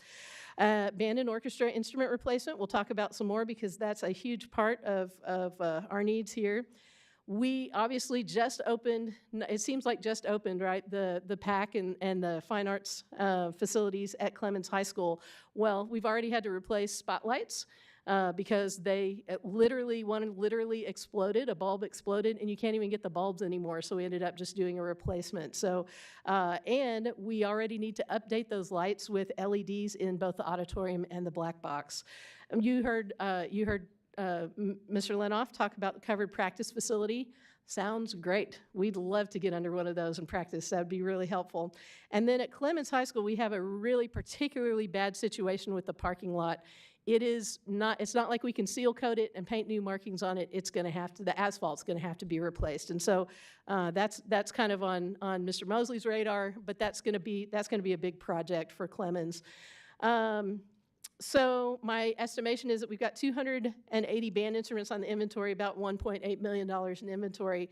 But we'll find that in our schools, a lot of the equipment is as old as the school. And so 75% of those are 12 to 54 years old. Someone said, what's the 54-year-old instrument look like? It is a concert bass drum. I haven't seen it yet. I bet it's got gold sparkles on it, right? Like, you remember those. And so I will not be surprised, and I will see that this year. We're going to find that. But 10 to 12 years of life is what we estimate for instruments. Now, we use them far longer than that. We're not going to replace instruments that are still in good working condition. But the average age of the Clemens inventory is 19 years old, and 54% of them are described as in fair to poor condition. So we've got to look at replacement for those. And so considering the age and condition of those, that's going to be a big chunk of money to put them in a lot better place, about $1.1 million. Steele High School. So in the theater, we've got to look at a lighting replacement and LED update. You may remember that last December, we replaced the sound system in the Steele Auditorium. And that was a significant expense for us. It ended up being just under $150,000. But we have a new soundboard. The sound in there is much better. If you went to Steele Magnolias, you could hear students speak. That was just great. Every time someone said something and I heard it, I was like, yay, go SCUC, right? So we did a good job replacing that. Eventually, we're going to need to replace the theater curtains in there. They are stained and torn, in part because of some roof leaking, and there's not an answer to that yet. We're not going to do any replacement until we can figure out where the water's coming from, which we can't right now. It's running along beams somewhere. So that's going to be on hold, but we are going to want to replace that. That costs more than you think. It's about $140,000 to $160,000 for a full replacement. Jason Pounds talked to me about a new material they're making that from that may help us get the cost down and be fire resistant. The problem is after 10 years, the kinds of curtains that we have don't pass inspection anymore as being fire resistant. So for safety, we're probably going to have to change that out sooner rather than later. But anyway, in the Steele Auditorium, the stage itself it's like a gym floor stage. It's not just black that we paint over. It's really nice finished wood. We'd like to refinish it rather than just paint over it. So that's Mr. Pounds and I getting together and talking about that. And so we've got some pricing on that. Our theater and tech theater storage is not good at Steele. Just to be really blunt about it, if you've ever been behind the curtain, it's like Wizard of Oz, right? You go behind the curtain, you're kind of surprised at what you see. There's a lot of stuff back there that doesn't have a place to be. The only place really that we can probably go is up, which is kind of the setup that we have at Steele. And so the committee that went and looked at that, kind of the setup that we have at Clemens. And so the committee that went and looked at that, you saw some really nice elevated storage. We're going to have to look at what we can do for Steele as well to help clear out that backstage, give them a way to keep that stuff, but get it off the stage and out of the way. So the Steele needs a second kiln with the number of people they have in art, with ventilation, power, et cetera. So we may have a way forward for that, but that's something that definitely kind of rises to this level.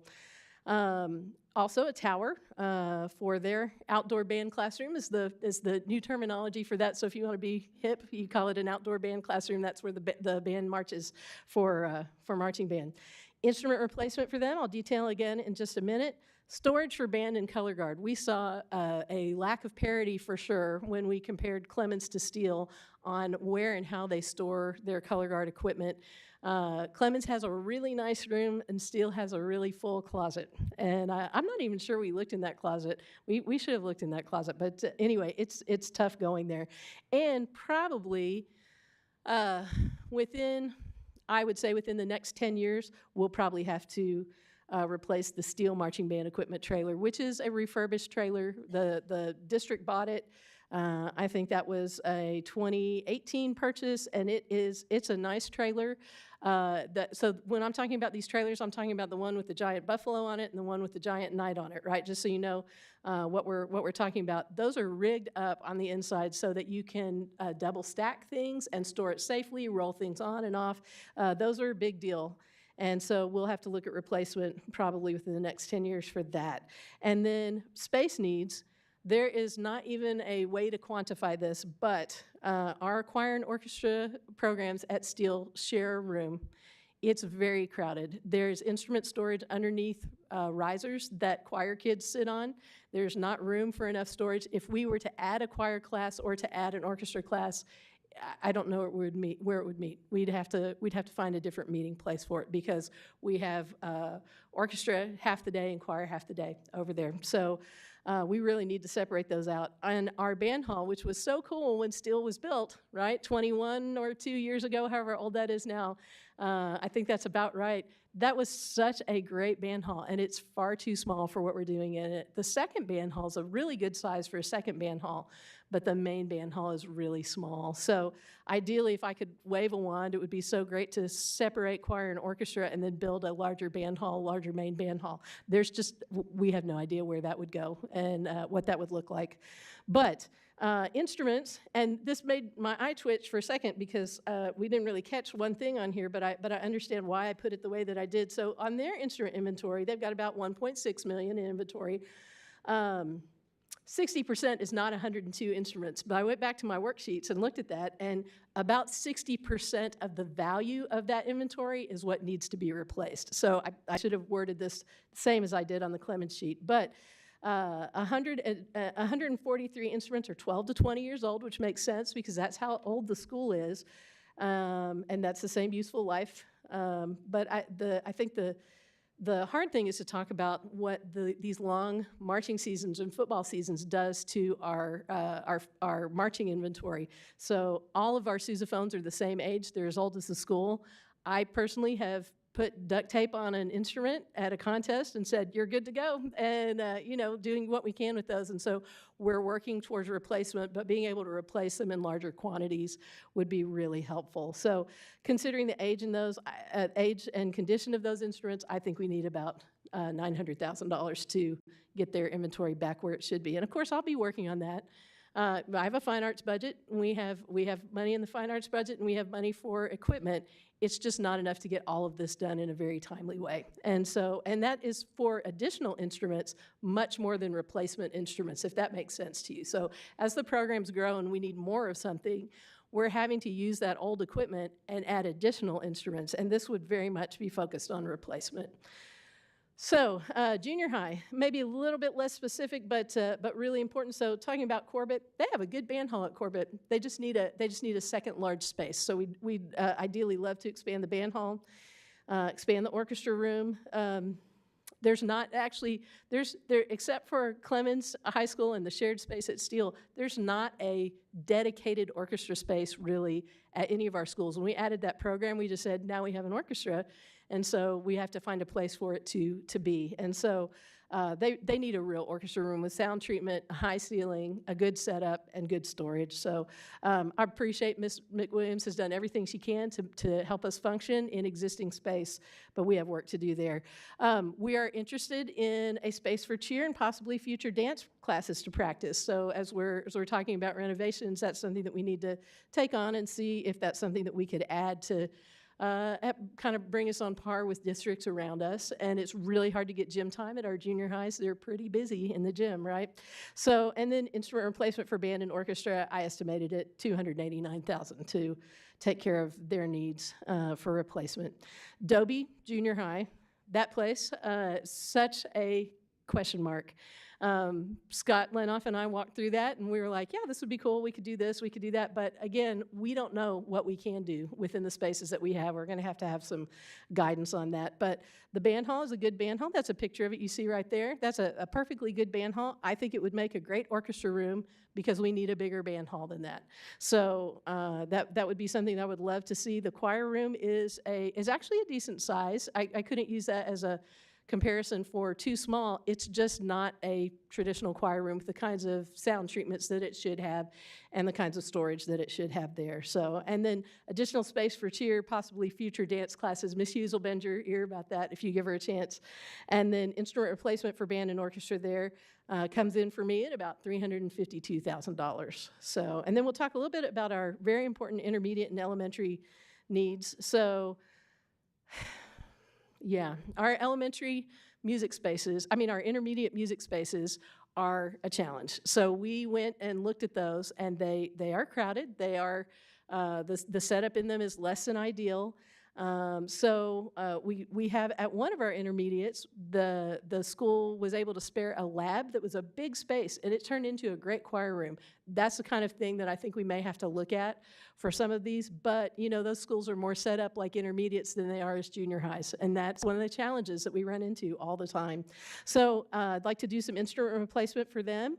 So a little bit under $500,000 for instrument replacement for all three intermediates. And then for elementary, I would love to, we have a couple of people who've asked for things, and I'm trying to take care of them as they ask for them, but I know what kind of shape those ORF instruments are. They're as old as the schools are, they're rusty, they need replacement, and so I would love to do instrument replacement at about $12,000 a school for all of those. Now, one thing you don't see in here is the need and plan to work on our sound systems at our elementaries and try and get some kind of baseline for what that looks like. So we're working with IT on that. And we have a new guy, Ty, and he's great. And so we're kind of making a list of what those need to look like. So finally, our community experience. So we talked a little bit about the auditorium and black box LED replacement for Clemens and Steele, sound system replacement, lighting and LED replacement for Dobie and Corbett. If you're a theater fan and you've gone to a junior high theater performance, they are performing in what feels like on an elementary stage. They're doing everything that they can with it, but sound, they can't really mic enough things to do the things that they're trying to do. Lights, we just don't have real light systems in there. So I think we could make those spaces friendlier for them and help them be more successful when they go to perform. For like they were at One Act Play last Saturday, and they were in the Seguin High School auditorium, and I got to see them with sound and lights, and it's a different group with the kinds of support they need. And then sound system replacements at the elementary campuses we talked about. So these are kind of estimated hard costs for things that we know we need to try and change out for Clemens High School, Steele High School, Corbett Junior High, Dobie Junior High, the intermediate schools, and the elementary. So looking at about $4.6 million for those. But the really hard part, and the hard thing to say, and you guys have seen a lot of numbers in the last few weeks, and I'm almost glad to not put these numbers up here because I saw those eyes glaze. I know what that felt like. But meeting the needs related to space for our fine arts programs, it would likely cost in the tens of millions. And we don't know what we can do in the spaces that we have. We don't know where we have space to add on and what that would cost. And so that's going to require design consultants and would definitely happen at a future date. Engineers, those important people. So anyway, we don't have a number for you on that. So we know how to make some solid things better, but these larger space issues, that's gonna take some work on our part and some time and planning. So that is my presentation. I'm happy to take questions. I'll do my best on them.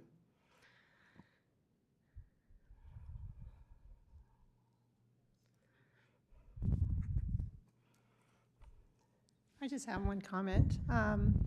So I think several years ago, we added the orchestra. There's a few fine arts programs we've added through the years. Back then, we probably didn't think that was something we would ever have. I mean, is there some thought to what, and I know you can't answer yes, like we know what's coming, what there could be that we need to maybe consider as we're looking at the future of what we need? Yeah. I mean, I actually don't think that's, I think a dollar amount's a lot harder than answering the question itself, which is I think we need a dedicated space for each of the music programs. I don't think we can share them and get done what we need to get done. And if we're ever going to add anything, like if we decided this year not to propose mariachi as a class for the curriculum, but to continue as clubs because we don't know where we would put it. We don't know where we could put it in the schedule. How could we house it? So if we had separate spaces, I think that would make a big difference. And our space estimations were appropriate for the time that we built these spaces for the ones that we did build, but people have bigger spaces now and need bigger spaces now. So I don't know if that answers your question well enough, but I think that would help us so much is to stop trying to have these vibrant, rich programs at schools that don't really have a space for them, right? That doesn't mean cut the program, that means find the space, so. As a previous teacher and parent and grandparent, now great-grandparent in the district, I know we have to make this work because there are different types of learners and styles and all of that, and we need fine arts, so I know we'll figure it out. Well, I thank you. I have to say, it's great to have this opportunity to talk about this, but I feel supported in the fine arts in this district by the community, by the people in this room, and by our families. And so I think that's what kind of helps us keep going when we could get discouraged a little bit about things like facilities, but we keep pushing ahead because we've got that support. I was going to say, one of the things I noticed, and I've been all these tours and everything else, there's two things that struck my mind is that when our population increases, we need more space. And as you have more programs, we need more space. Yes. So we have to address the space issue as we're doing everything else, whether it be athletics, whether it be fine arts, whether it be whatever. And that's going to be the challenge, is to find that additional space. But how do we do that? Maximizing the space we have now and adding on in a good manner to allow these programs to flourish. And I think it's going to be our challenge going forward, is how do we spend if taxpayers allow us to do that, how do we spend this money judiciously and yet get the maximum bang out of those dollars for us and still provide these programs? Because I tell you what, the programs are being desired, the parents are wanting them, the students are wanting them, and it's up to us to figure out how we do that. I know it's not going to be easy, but like you said, first thing is we got to find space. Yep. And without space, you can't you can't do a whole heck of a lot. So it's going to be a challenge. I know JD's been talking about that and how we're going to fit all this together. So it's going to be a challenge going forward.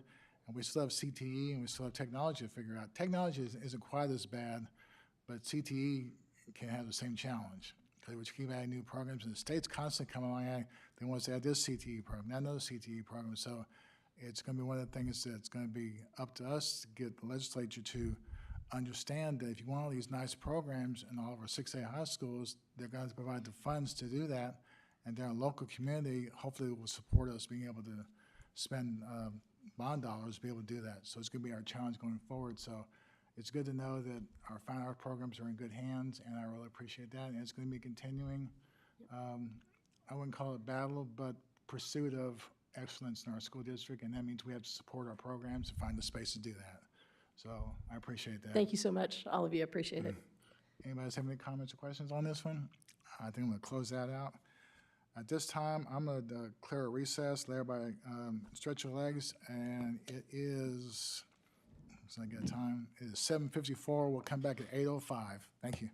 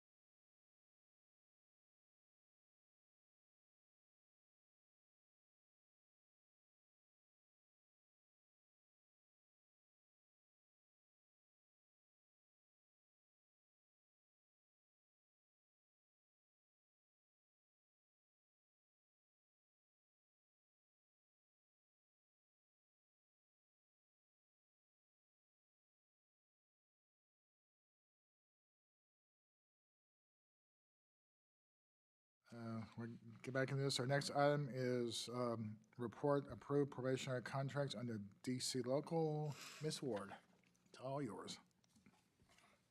Sorry about that. Yes, good evening, President Finley, Superintendent Maloney, and the board. We're bringing, as usual, a list of contracts that Ms. Maloney has approved and that we have hired. We're reducing the numbers each month, but we were real excited. We had 21 at our last new hire orientation, and we're getting closer and closer to reducing those vacancies.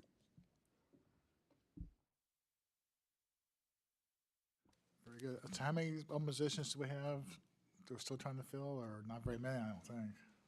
Few scattered out here and there. Some are special ed, some are gen ed, and then still filling some transportation workers across the district, and then just a few odds and ends. Usual places are hard to fill. Yes, sir. Right, very good. Okay, any comments or questions on this item? Hearing none, we'll press on. Next item is discussion, SCUCISD instructional calendar for 24-25. Ms. Kovacs, you got the floor. Good evening, everyone. It's hard to believe it, but we are already going to be talking about the 2025-2026 school year. Tonight, we're bringing forward a draft calendar for 25-26 instructional calendar. It's been developed over the last 2 months with the input of the District Improvement Committee, which is made up of teachers, campus and district staff, parents, and business and community members. In addition, several draft calendars were shared. DIC members were asked to share that with their fellow staff members, parents, and the community on those drafts. And after our most recent meeting, just last week, the District Improvement Committee settled on a draft, the one that you have in front of you. We're going to be going through a little bit in more detail in just a moment. This is a calendar that we did have a lot of input on, and we are bringing it to you for consideration, just for discussion tonight, and the plan is to bring it back for approval next month. But I'm going to turn it over to Daryl Wendell. Daryl, before he came here, he was in charge of the calendar in his previous district for like 10 years. And so when I found that out, I was like, can you come over here and help us with this one? And so we're very pleased to bring to you an instructional calendar that the District Improvement Committee overwhelmingly approved for you all to consider.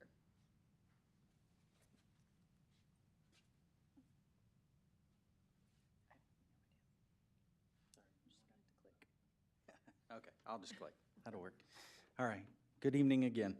We went into the calendar development portion with the DIC, and so decided to put together a little bit of a presentation for them. Figured that would be one of the best ways to break down for them exactly what we're going to be looking for and working on for the calendar. We had a very good calendar for this year, and so ultimately that was a great starting point for us as we worked through it. So we started off by telling the DIC that we were going to be working on this October and November, which we did. We went ahead with the, when talking to Ms. Kovacs, one of the goals for Ms. Maloney was to try and work toward a 2-year calendar, and so we started keeping that in mind. We drafted a couple of draft calendars for 25-26. We drafted A. A was based on this current calendar for 24-25, and that was easy to go ahead and lay that over. Draft B had a few changes because of holidays, and then Draft C, because some people had asked, how can we possibly, work things to try and get out before Memorial Day? We tried to work that in there. And then we did a draft calendar that we presented to them for 26-27. We looked at a couple of calendars around us. A couple of districts had already put theirs together for 25-26. We had East Central Hayes, Northside, and SAISD. The nice part about these school districts and looking at them is they're in our competition districts and they're close by. So, and we played them in a lot of the athletics, participate against them in UIL, and we want to make sure that our calendars are very similar to those, especially when it comes to holidays and other breakdowns. So calendar considerations, the big one we have to look at is House Bill 2610 under the 84th legislature. They changed how we do calendars. They went from 180 minutes to 75,600 minutes. And they also allowed districts to go for waiver days. When it comes down to waiver days, we know bad weather days, if we have freezes, anything like that, and we can't be in school, we can apply for a waiver for attendance. Well, the state banks us about 4,200 minutes, but they allow us to put in waivers for 2,100 of those minutes, half of them, to go toward waiver days in place of instruction. And that has to be PD days that are either instructional based, because again, we're doing it in lieu of students, instruction and being in the classroom, or it can be for safety. They did the safety portion about 2 years ago. So we told the committee, 24-25, we need to look at 170 full days of instruction, 2 early release days, usually before the major holiday of winter break, and then the last day of school. 5 waiver days, that's those professional development days. The target again is we need about 76,460 minutes in the calendar is kind of our goal.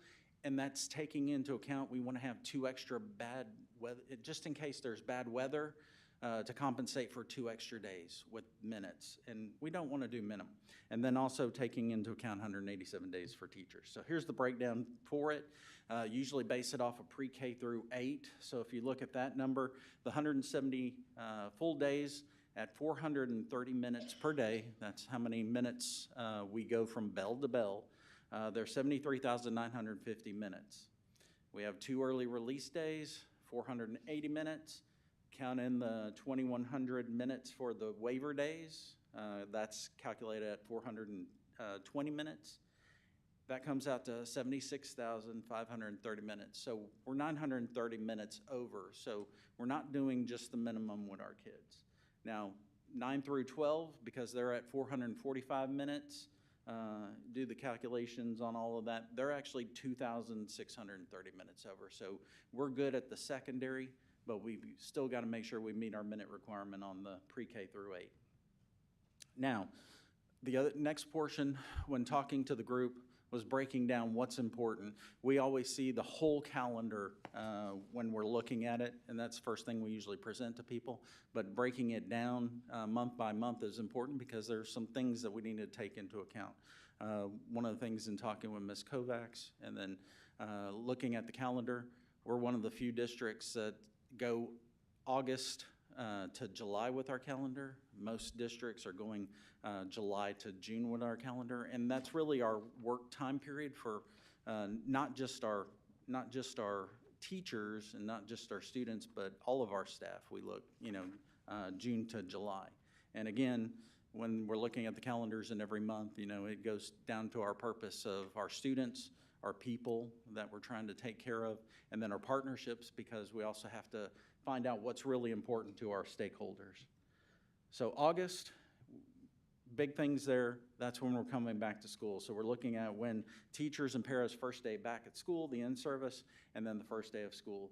Everybody liked the Thursday to start school, so that's where we went back again. Again, this is taking taking the calendar that we did this year, so that worked. If we lay it on, it's 12 instructional days, and 20 work days. For September, Labor Day is the big one. Labor Day can fluctuate depending on where the first Monday is. It falls on the 1st, so ultimately got that as a holiday, and then we put a PD day in there, which I think we had 2 of them, or 1 this last year also, and so put that on the 19th. 20 instructional, 21 work. October, we're looking at PD days, but then we also have the federal holiday that is in there on the 13th. That was still important for everybody. And you'll see a theme through all the calendars, again, is the federal holidays. Everybody wanted to maintain those. 21 instructional, 22 work. November, Veterans Day. Veterans Day fluctuates, very important to this community. It falls on a Tuesday in November of 25. So everybody was trying to figure out what to do with the 10th. Either go to school or, take another holiday or look at a PD day. PD day is what everybody had looked at and liked. Thanksgiving, everybody likes a week, 13 instructional days, 14 work. December, one of the other additions we put in there, because people had asked for it, is when we have our EOC testing. to make sure that things aren't placed in the calendar on that. So that's the 2nd through the 5th. Early release day, right before the winter break holiday, and then we got the winter break holiday. 15, sorry? It's touchy. Yes, very touchy.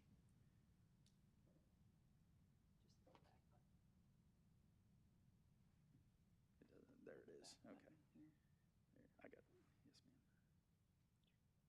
Not too far. You gotta go here. Okay, all right. So back to December, 15 instructional days, 15 work days.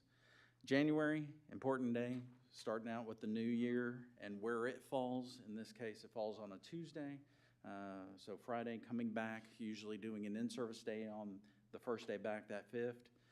Holiday on Dr. Martin Luther King Jr. Day, and comes out to 18 instructional, 19 work. February, President's Day falls in there, but that becomes a long month, and so we've usually tried to place a PD day in there. Would put it on that Friday before the holiday. March, spring break is always important. Sometimes it falls a little later. Looking at other school districts, and then Ms. Kovacs and some others had called to check on some of our local colleges that we work with, and this is right now where it looks like their spring breaks are falling for our students, and it's nice to coordinate that for our high school students. April, when you get to the Easter holiday, it fluctuates where it's at. Sometimes it can be at the end of March. It can be later in April, like it is this year, or it can be earlier, in this case, in 26. So the 3rd and the 6th, everybody still like to have that Monday. They asked for it as a holiday again, but if you notice, then we've got testing right after it.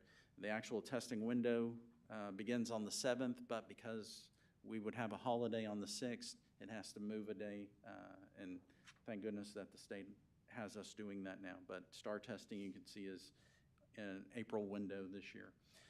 So 20 instructional days, 20 work days. May, we get into PD days.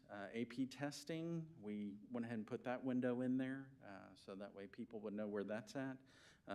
We got the Memorial Day holiday, still falls in that last week on the 25th. Gets us to finish about the 28th, would be that 172nd day. And then that would be one more day that we would have to do for staff to complete their 187 on the 29th.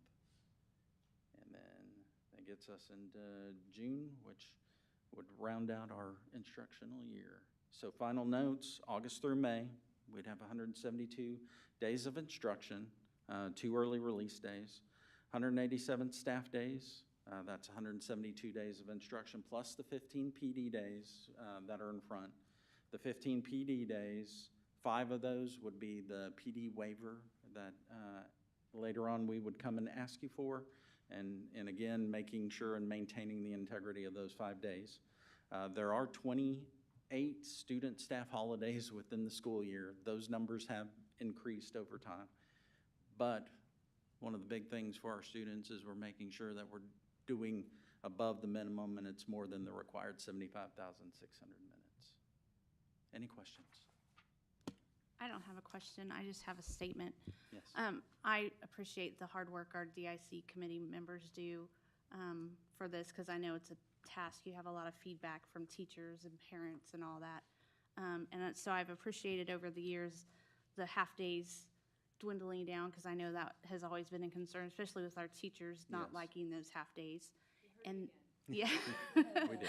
So I do like that, and also going to putting out 2 full-year calendars for parents who plan. I think that's a great idea, and so I appreciate that work, and that's going to be what it's going to look like going forward. So thank you all for that. Thank you. I just want to say that I've, 33 years in the business and serving on the calendar committee going back 30 years ago as a teacher in East Central. I've never seen a more efficient process. I think Mr. Wendell and Ms. Kovacs, I've never seen one go through the DIC with such efficiency in my life. So kudos to you guys. So I wanted to point out too, just for those who might be listening, that the committee who makes this decision is made up of not just teachers, but parents and community members. And there is a lot of discussion about the days. And what I like that you mentioned is that this community feels that the federal holidays are really important. That really came out. And there is a discussion about Battle of the Flowers. Yes. And what I think a lot of folks don't realize is that those folks who take Battle of the Flowers, they don't take Veterans Day. And Veterans Day is very important in our community. Yes, So that is what we decide is important to us. I think the second biggest discussion oftentimes can be in the community, the spring break. And why do we take it when we take it? And I think it's important to say, hey, we align it with the junior colleges that our kids are taking in our high schools, so that there's no like mismatch as far as schoolwork and stuff like that between their schooling and the junior college. Yeah. I just wanted to point that out.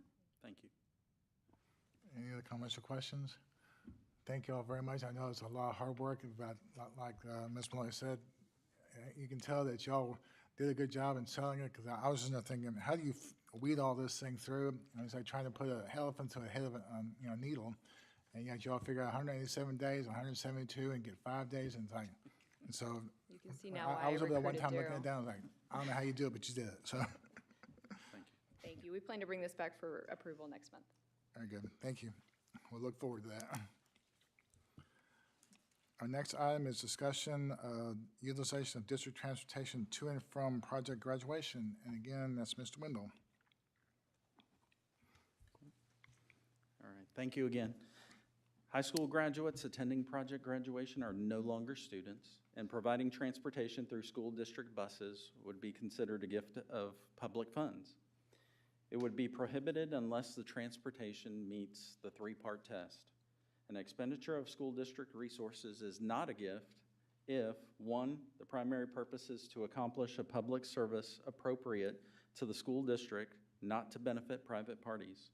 Two, the school district maintains adequate controls to ensure the public purpose is accomplished and to protect the public's investment. And three, the school district receives an adequate benefit. And over the last several years, the district has worked with our groups on project graduation, providing the transportation. So it's up for discussion. This is something we've done every year, and I think it does fit the three-part test. I mean, they may not be students, but we're still kind of looking after to make sure that one last thing they do together as a class is a good outing, and it does create a public benefit. And so I've always been in favor of this, and I'd just like to hear any other comments or questions on this item. Because everybody's, so we'll bring this back next month? Yes, Okay, and very good. hopefully we'll Okay. have dates for graduation at that time to Very good. actually tell you about. Thank you. Okay, super, thank you, we'll bring it back. Next item is discussion Texas Association of School Boards Policy Update 123. I was part of the committee, let's see. No, it's Ms. Jackson. I'll let you. It's actually Ms. Kovacs. It's Oh, Ms. Ms. Kovacs, I'm Jackson, sorry. I'll but get it right in a she minute. is at the football I'm game, sorry. and so, I and wish I we're was happy there. to have her there supporting Go her ahead. son at the football game. So, yes, good evening. Earlier this evening, the Board Policy Committee met to review the TASB Policy Update 123. The updates are mostly policy, just catching up with the law and our practice over the last couple of years. Very minor in terms of substance. In one case, there's a policy being split into two. EF is getting split into EFA and EFB. But overall, the changes are minimal. A copy of the policy updates is included in your board book, but we're happy to answer any questions you may have. Right, the policy committee went through this earlier tonight, and exactly like Ms. Kovacs said, it's just updates. It's that last update before next legislative session, so we're just kind of making that final last cleanup for the legislature. Does it again to us, so. My guess is 124 will be much more substantive. Right. So, any comments or questions on this item? Okay, we're gonna bring this back next month for approval? Okay, very good. Okay, thank you. Our next item is discussion, SCUCISD District, Board of Trustees Legislative Priorities, and that's myself and Ms. Maloney. I'll let Ms. Maloney run with it. I'll make comments as I need to. Okay, thank you, Mr. Finley. And thank you to the Advocacy Committee for working on this. You know, I think that we're down to, this is the final draft. We did take into consideration some of the board members wanting stronger language in the priorities, and I think that we were able to achieve that in the overarching concepts for each of those items. We also, Mr. Schwartz had a recommendation in one of the summaries for a little bit stronger language, and I think that we'll be able to make that, correction as well. Still working on the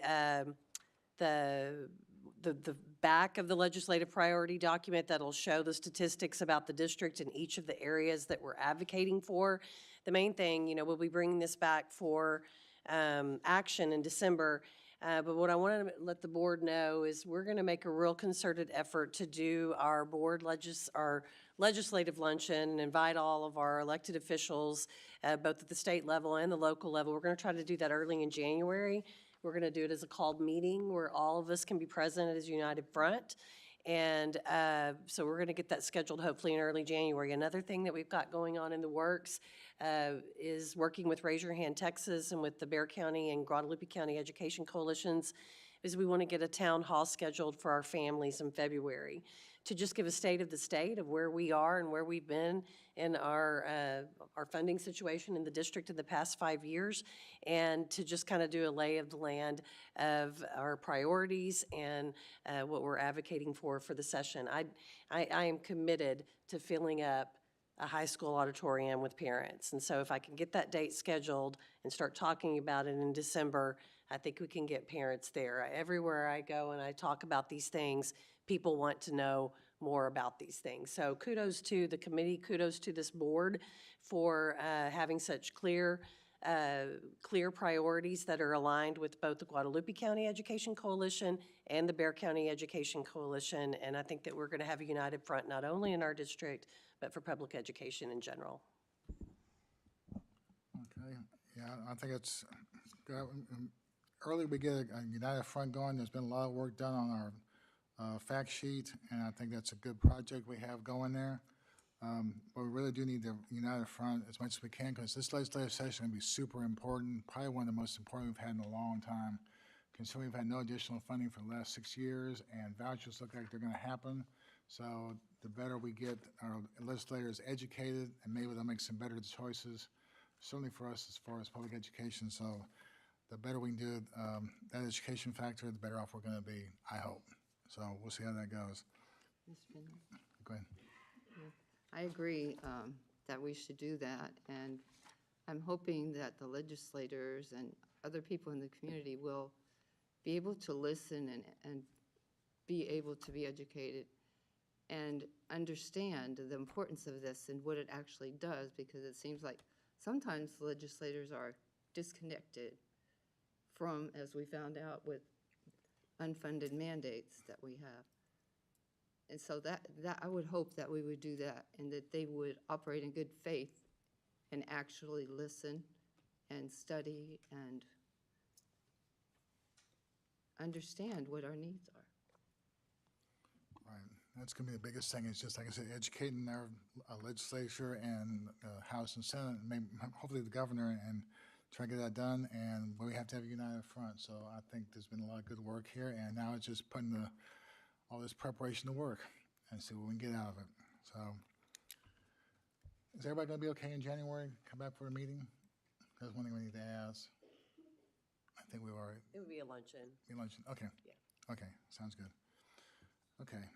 Move on to the next item is resolution authorizing participation in the Southeast Texas Purchasing Cooperative. Mr. Miranda. Good evening, President Finley, Superintendent Maloney, and esteemed board members. This evening, we are bringing for discussion item only the request to join the Region 5 Southeast Texas Purchasing Cooperative. Per Education Code 44.031 and the Texas Government Code 791.011, we are able to join a purchasing cooperative that goes and does conduct solicitations on behalf of their organizations. This will meet our RFP and solicitation requirements, and we will be able to utilize those contracts for any purchasing, any future purchases. And this is the Region 5, correct? Correct, yes, sir. And this will be no charge to the district as well to join. All right, we've got several of these running around. We're running on double digits. So Right. the more the merrier, the easier it is for us to be more efficient and reactive to those requests that we have. We've received 2 requests from vendors that are on this cooperative that we currently don't have access to, and this is just the quickest route to be able to make those purchases. Okay, Very good. Anybody comments or questions on this? This is something we've done a lot, and it is advantageous to the district. Go ahead, Mr. Swart. Yeah, I just want to say thank you. I appreciate your tenacity in trying to always be on the lookout for ways we can save money while still getting high quality. And so finding more and more situations like this is really good for us, so I appreciate it. Thank you, I appreciate that.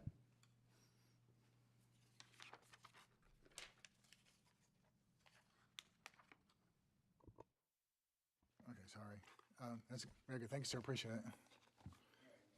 Oh, you sure do. Thank you for that. I got too many things going on at once, so thank you. Next item is discussion procurement of goods and services. Mr. Miranda. Hello again. We are here to discuss RFP 25-004V, Special Education Services. SCUC ISD is soliciting to vendors to provide special education services on an as-need basis. This will be a catalog-style bid that we had brought to discussion last month. This will be an open, ongoing solicitation for speech-language pathologist services, assistant services, physical therapy services, and additional special education services as needed. Any comments or questions on this item? This is something we've been trying to do. This is going to go under contract services, right? Yes, we currently have one, but I think we've had it open for several years, and some of the services that are being requested weren't on that original solicitation. So it's just best to start over from scratch and open it up to those services that are being requested and allow those to be competitively solicited and be able to go over the aggregate that we're limited by. Okay, very good. Okay. If there's no comments or questions, we'll move on to the next item. Thank you, sir. Thank you very much.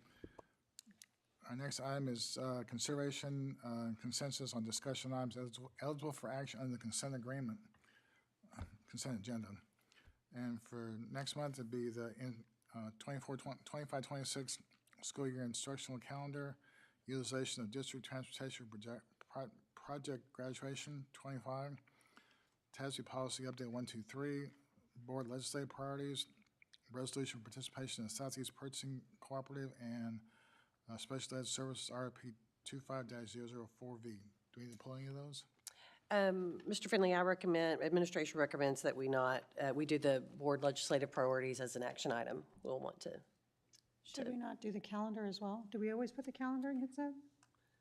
I think typically it's been an action item. Yeah, I think that should be an action item. So pull those two to action. Okay. Any other ones that I'd like to pull for individual action?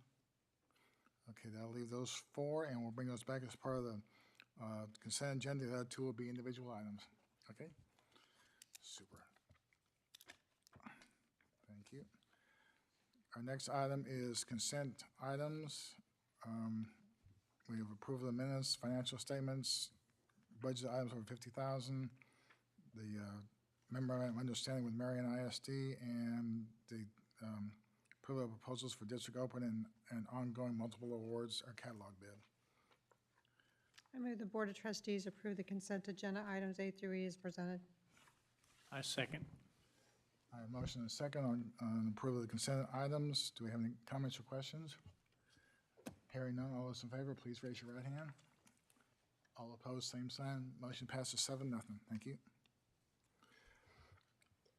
All right, our next item is public hearing and public comments.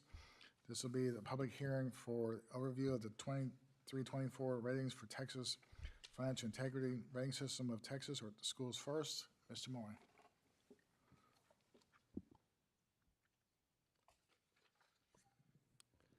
Okay, thank you, President Finley, Superintendent Maloney, and board members.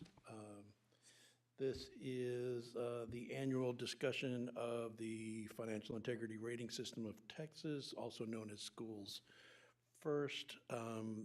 This is a very, very brief presentation. You have the full report that we're required to do from TEA in your packet, and this will also be posted on our website for public viewing. As the item in the agenda said, this is our 23-24 report but it is for fiscal year data 22-23. Just as a reminder, TEA says the Schools First ensures that Texas public schools are held accountable for the quality of their financial management practices and that they improve these practices. This is year 22 of Schools First. This year there were 21 different tests or indicators, they call them. 10 of them were basic yes/no questions. Did you turn in your annual report to TEA on time? Did you get an unqualified opinion? Were you free of material non-compliance of your federal programs? And then 11 are different financial measures. Over the last few years, TEA has eliminated some of the indicators because we've just had such swings in things such as enrollment and different funding sources that if you tried to look at budget to actual and enrollment projections to actual enrollment through COVID, no one would have passed any of those measures. So I think this is the last year of any sort of waivers on any indicators. So we, again, received an A, which is superior. There, we received 92 out of a possible 100 points on Schools First. And by any looks of it, Steele is attempting to beat our 92. They are 63-12 at halftime.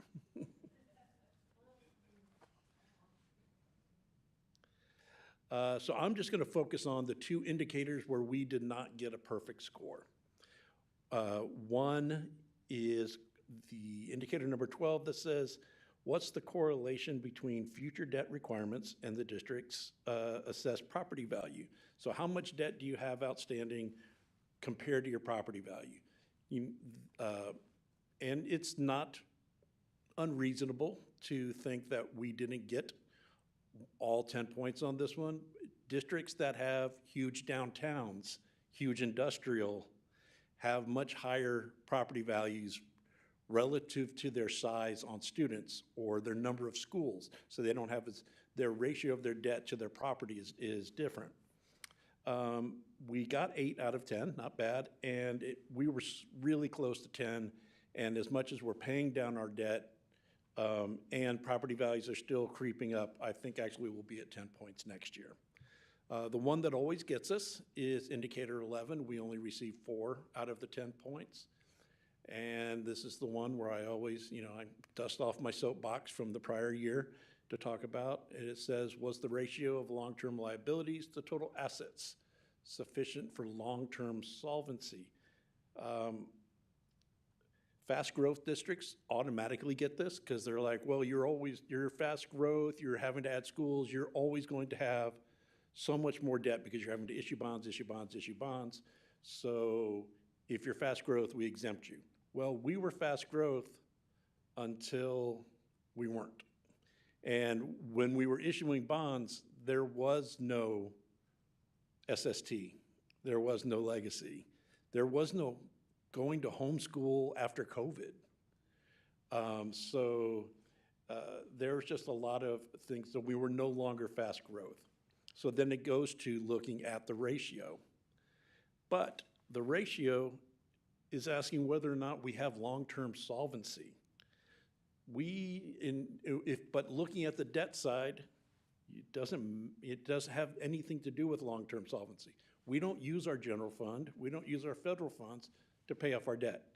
You as a board, as soon as we issue bonds, not only have the right, you have the responsibility to set an unlimited INS tax rate to pay the bonds. Remember that you hear a lot about the 50-cent test.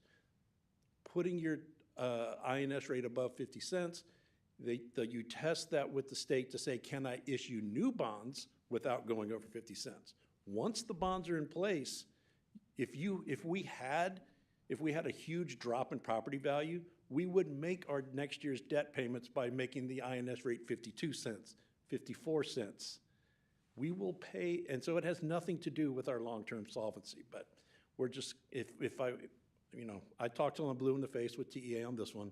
And we're just gonna have to live with the fact that we'll never be 100 out of 100 as long as this indicator stays here. That's all I have. Everything else is, hopefully is pretty clear in the report that's in your packet. I have a quick question. Is the value of our property based on assessors appraisal, or is it actually appraised? It is based on the value that the comptroller's property tax division says is the value for our district. So every appraisal district breaks out the value for each school district and sends each school district's values to the comptroller. The comptroller's office then does their own tests, some of actual properties, some they just apply some sort of ratio that I'm glad I'm not in that business of determining value. And then they look, and if it's within a range, plus or minus, the comptroller's numbers are within a range plus or minus of what the actual CAD sent up. If it fits within that range, they use the CAD's numbers. But so then they, though, go through and do their own massaging of even deductions and exemptions, and they come out with a net, basically a net taxable number. So after exemptions, after freezes.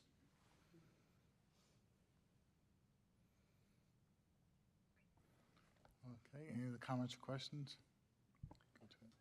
Great effort on this, and it's always, we always wonder how the state cannot figure this out, but we also understand bureaucracy, so we'll just have to suffer through it, and we always know that we're very thankful that the numbers are what they are and that we're doing finance like we should be. Yes. All right, thank you very much for that. I appreciate it. I mean, 92 out of 100, that's still an A, so we're doing everything we can to, fit ourselves in the state mold, so we just have to continue to work our way through it, so I appreciate the report. We have no other comments or questions. At this time, Need to ask if there are any speakers. It's a that's public what I was hearing. gonna do. Right, I was gonna do. At this time, we're going to ask for public comments. And this is a public hearing, so anybody has any public comments, the mic is yours. So, okay, going once, going twice. That's 3 times. We have no public comments. We're going to close the public comment portion of this meeting out. Thank you all. Okay, our other items, request for board approval, District Innovation Plan Amendment, that'd be Kelly Kovacs. Yes, good evening again. The District of Innovation Plan that we have in place until 2028 is able to be amended, and after a review by our administration as well as District Improvement Committee, some additional amendment or exemptions are being requested. They're the same ones we went over last month. You all have a copy as well at the dais and in board book. No changes to that list unless you all have any, and we're here to answer any questions you may have. Okay, thank you. Do we have any comments or questions or changes or anything else you want to do to this? Okay, this is an action item, so I can wait for a motion to approve. I move the board approve the additional District of Innovation exemptions as presented. I second. Motion and second. Seeing no other comments or questions, motion on the floor. All those in favor, please raise your right hand. All opposed, same sign. Motion passes 7-0. Thank you. Our next item is request of board approval, official ballot and resolution to appoint Guadalupe Appraisal District Board of Directors for a 25 term, and that's on me. So I took the liberty of going ahead and looking at this item, and we have 1,110 votes. There are 9 people that are on the ballot, and in this case, one of the things we have, one of our own is currently serving on the board and wants to serve again, so she's on the nomination list. And what I've done is put together a projection that everybody on this list would get 1 vote, and Ms. Seaver would get 1,102. And so if everybody's okay with that, it pretty well guarantees, I think it does guarantee that Ms. Seaver will serve again on the board. And so anybody has any comments or questions, that's what I will propose. Mr. President, I move the board approve the additional district, oh, sorry, wrong one. I think you have to state the name of the candidate, number of votes for each candidate. I'm going to need some help with the names then.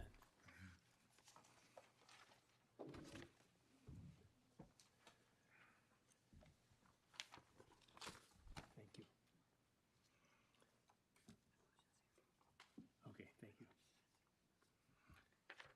Mr. President, I move the Board of Trustees vote by resolution and submit the official ballot to elect Board of Directors for the Guadalupe Appraisal District for the 2025 term as follows.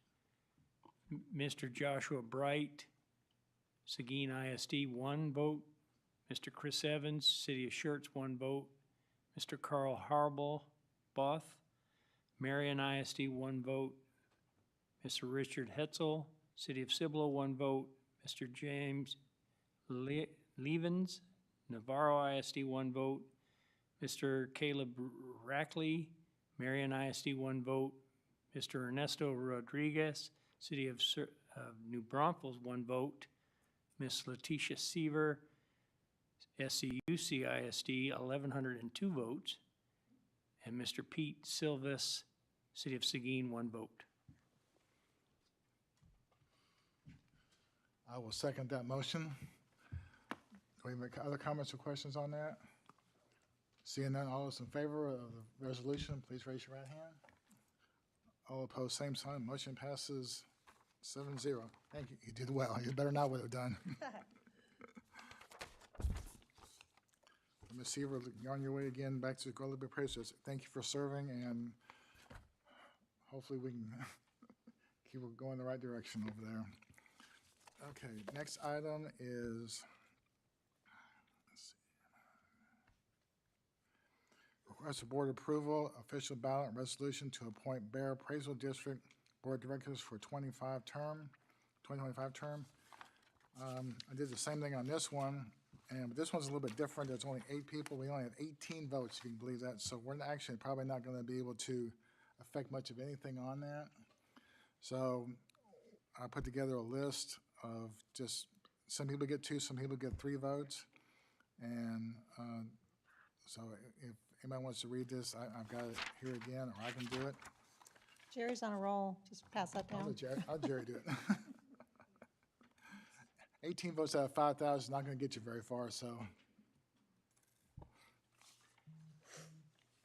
Thank you. Mr. President, I move the Board of Trustees vote by resolution and submit the official ballot to elect Board of Directors for the Bear County, or Bear Appraisal District for the 2025 term as follows. Dr. Ralph Barksdale, 2 votes. Dr. Roger Booker, 3 votes. John Fisher, 3 votes.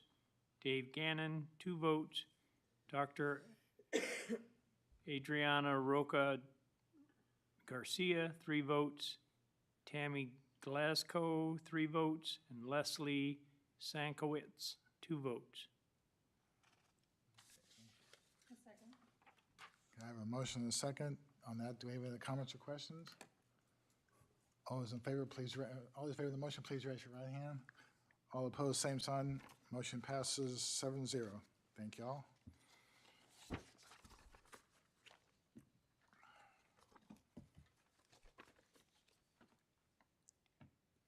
Okay, next item is request for board approval, solicitation for financial advisory services, RFQ number 25-001B, and that'd be Mr. Moy and Ms. Miranda.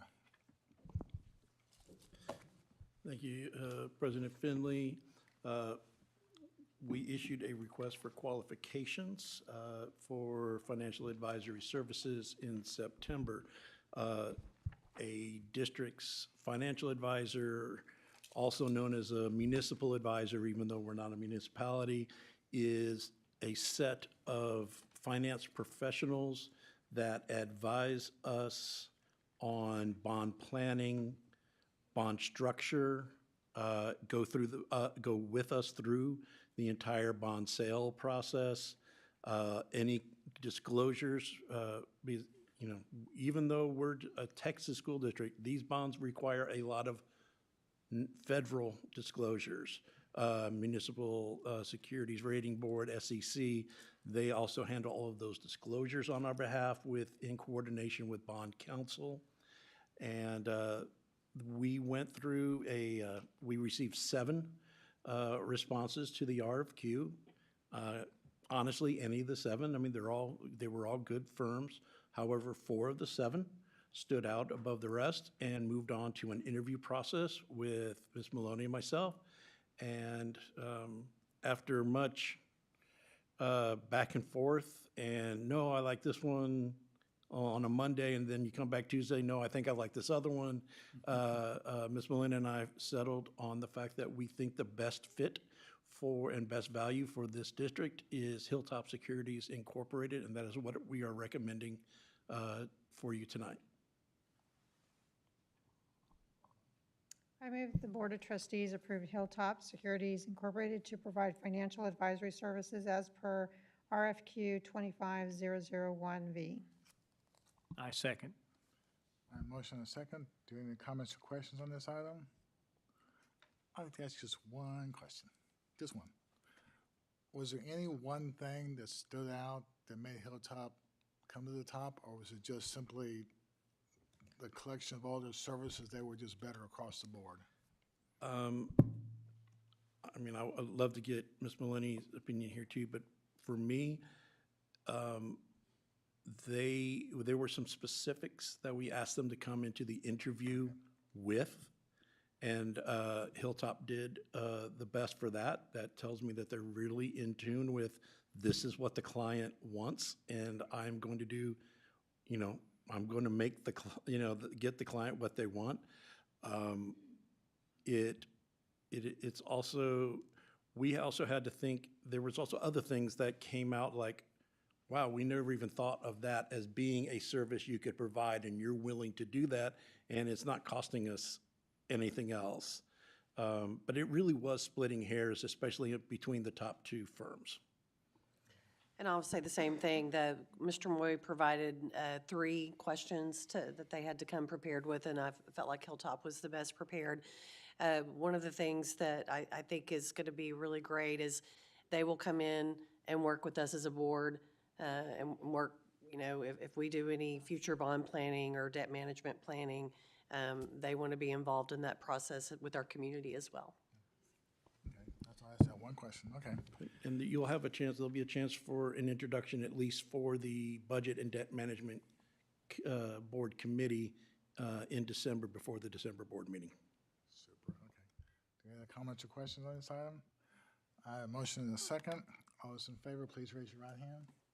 All opposed, same sign. Motion passes 7-0. Thank you, Mr. Moy, Ms. Miranda. Okay.